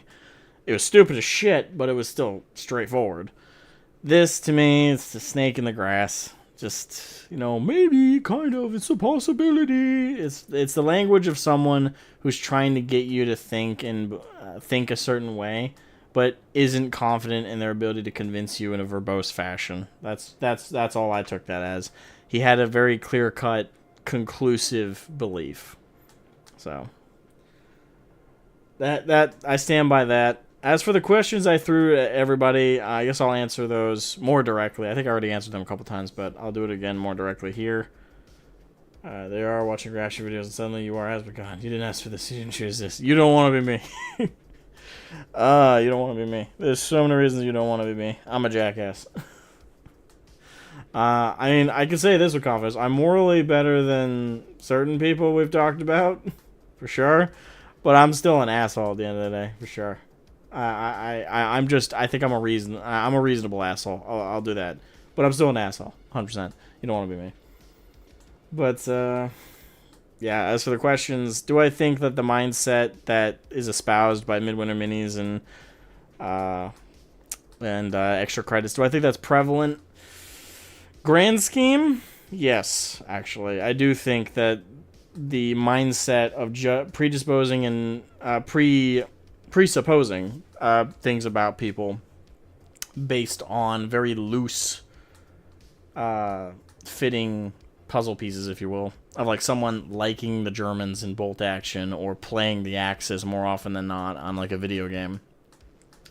Like, I do think that mindset has creeped into a lot of people, but so has like the activism bug. Like this belief you have to look at everything through a political lens, you have to look at everything through the lens of like everything's super serious and is always interconnected directly all back to the real world and our current modern day issues. Everything has to circle back to it. I do think that is spread quite horrifically. But I do think there's still plenty of people, and I myself am an example, that don't subscribe to that point of view, that do try and still not even try, just do maintain the perspective that and the separation between reality and fiction, hobby and history. You're able to separate these things and look at them and experiencing them differently.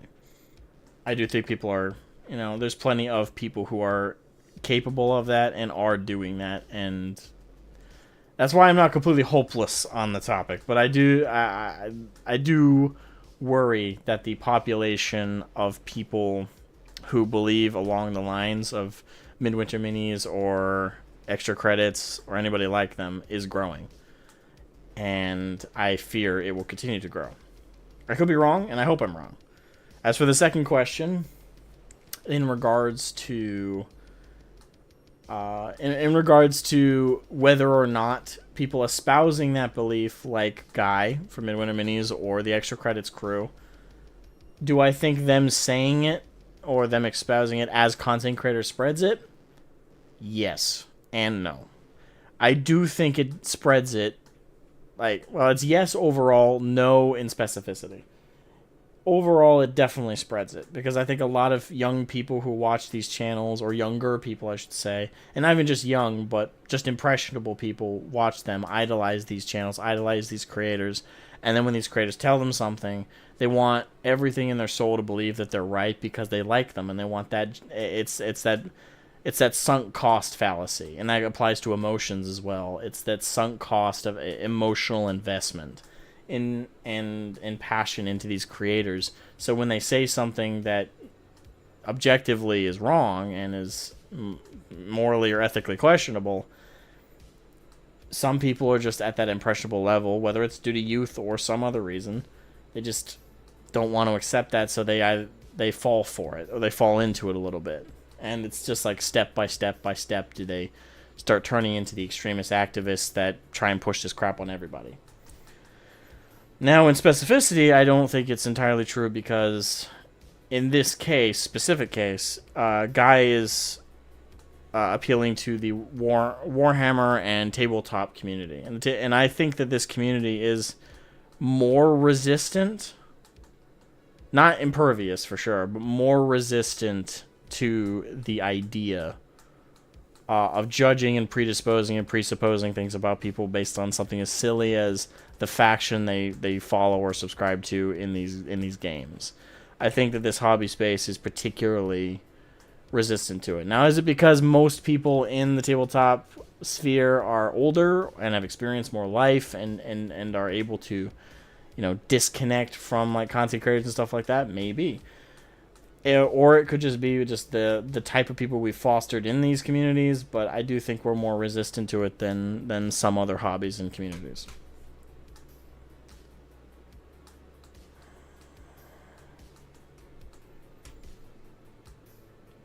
Ayap says, I think one problem is that the viewers might not agree that you're bad for playing Germans, but they won't want people to think that about them.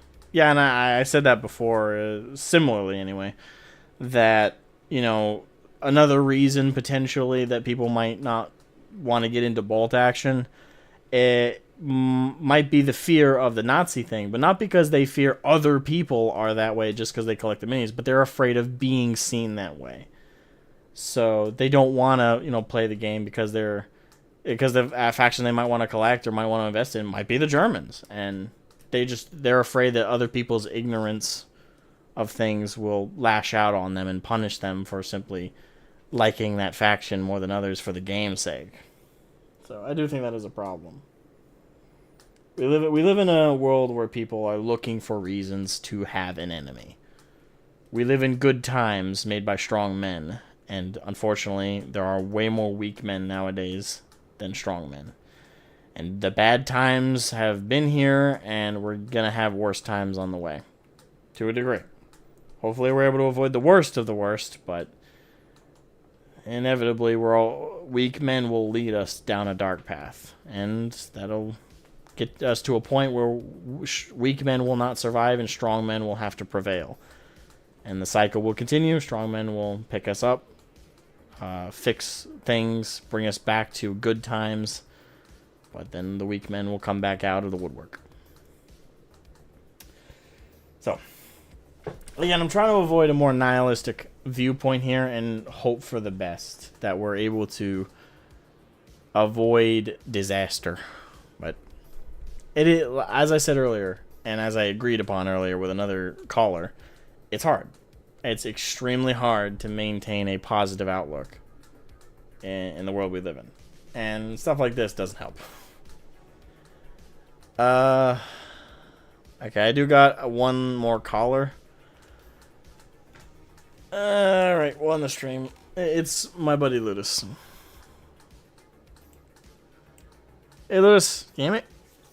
Hello. Hello? I did not know you were about to end the stream. I'm sorry. No, it's fine. What do you think of the Midwinter Minis video? I think it is stupid.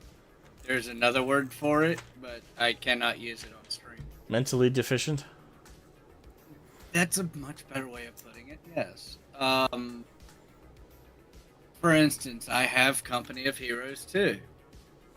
I wish I had that game. It is is fun, except for the fact that you've got to play more than 2. That sucks. I didn't know that. And there are only 5 total. Do you have to pay for each one? Is it like are we talking You like have to pay. You have to pay for 3 of them. You get 2 of them for free. Boo. You get the Hey guys, donate right now so I can buy Company of Heroes 2. No, I'm sorry. Go ahead. It's the East Front German Army. I can't remember what the hell the name is. It's like Ostschwach or something like that. Warschwach? I don't remember. I don't. Don't expect me to remember.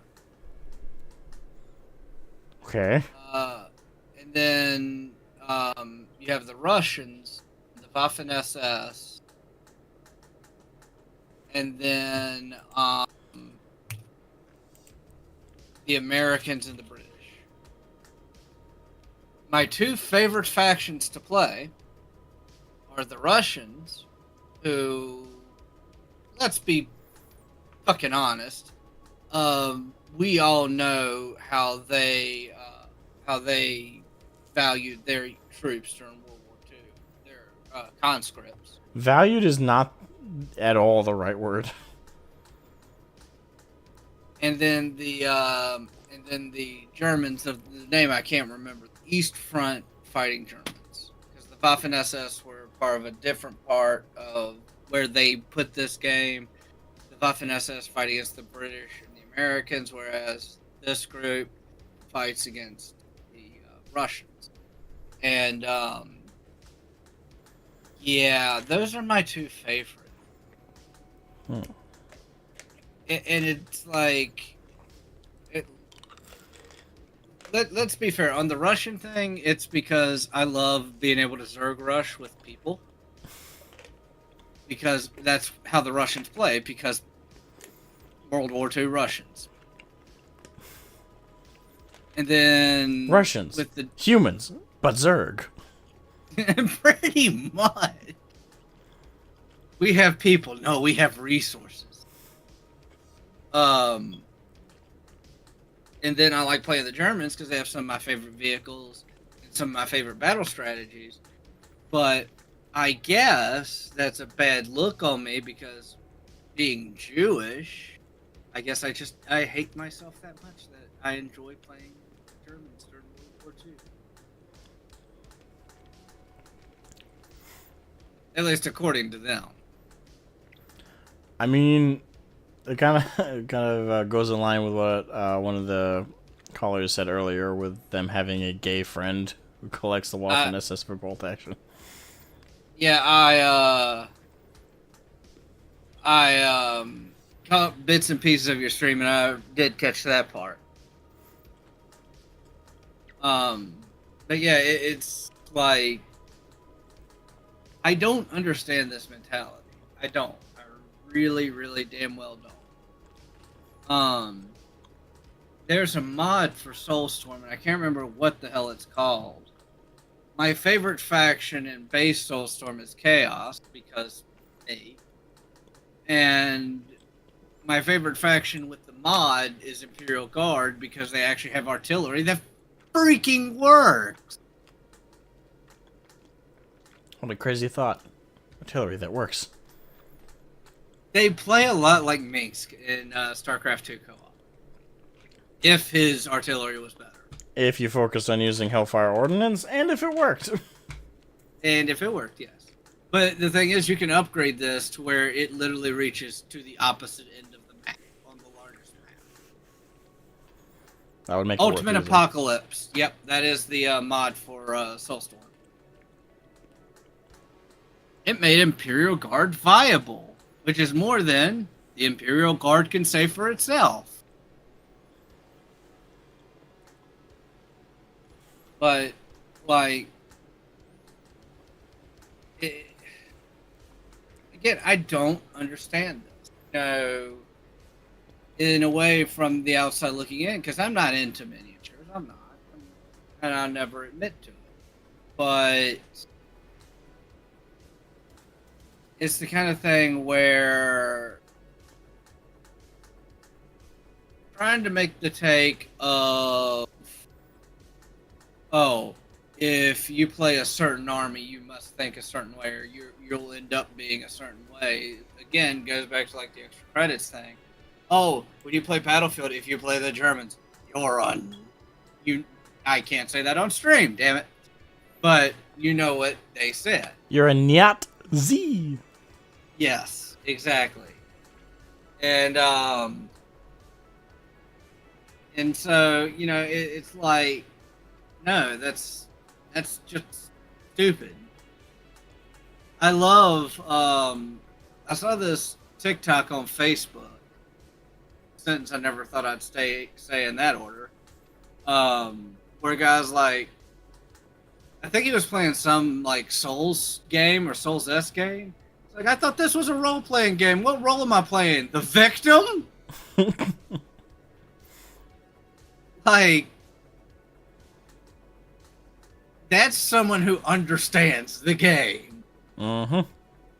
That's someone who understands and can make a joke about getting their absolute shit kicked in. Absolutely.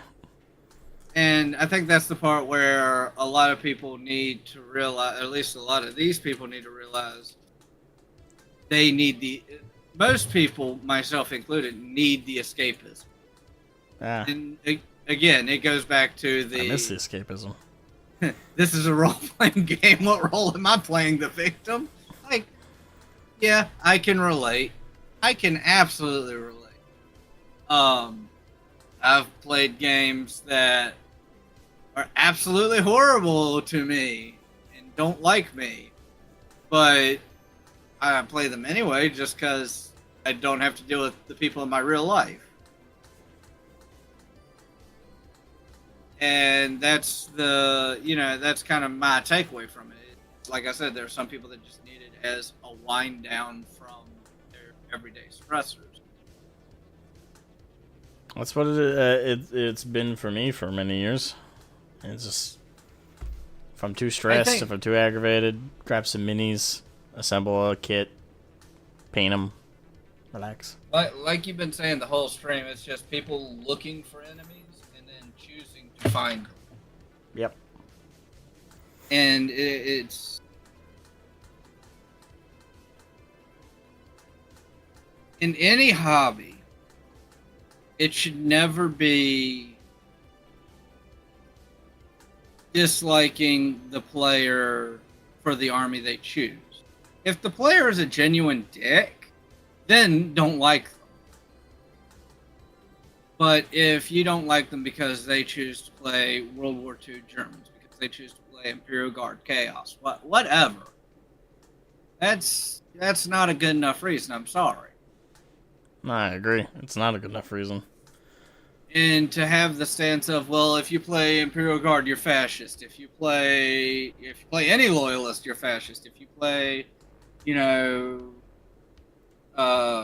you play World War II Germans, you're the second special N-word of the day.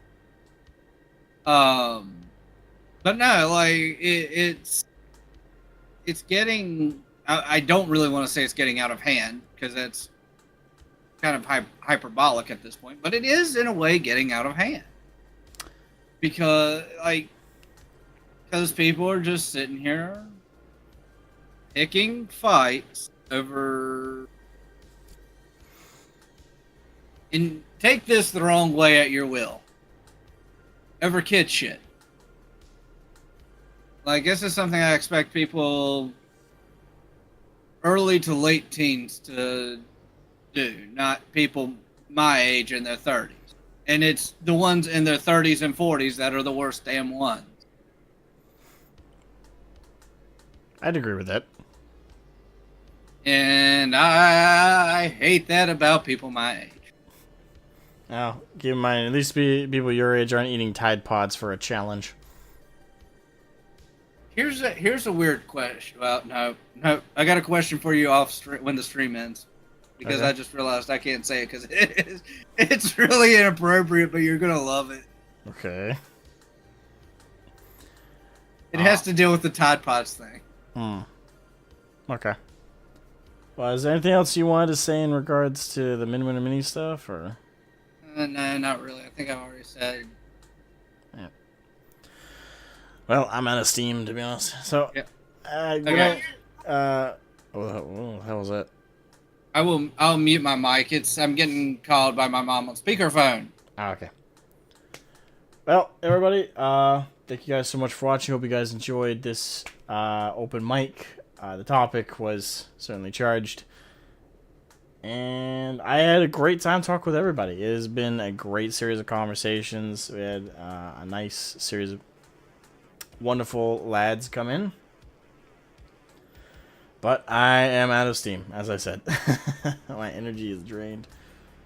So, I will say this. Have a good one, everybody. And hopefully we don't have to do another shit about Midwinter minis anytime soon. Knowing me, I just jinxed it to happen, something else to happen to fucking tomorrow. Great. Have a good one, guys. Boy. Make sure to leave a like and subscribe. All that fun stuff. Check out the Patreon. Donate. You know, all that fun stuff. Alright, I'm out.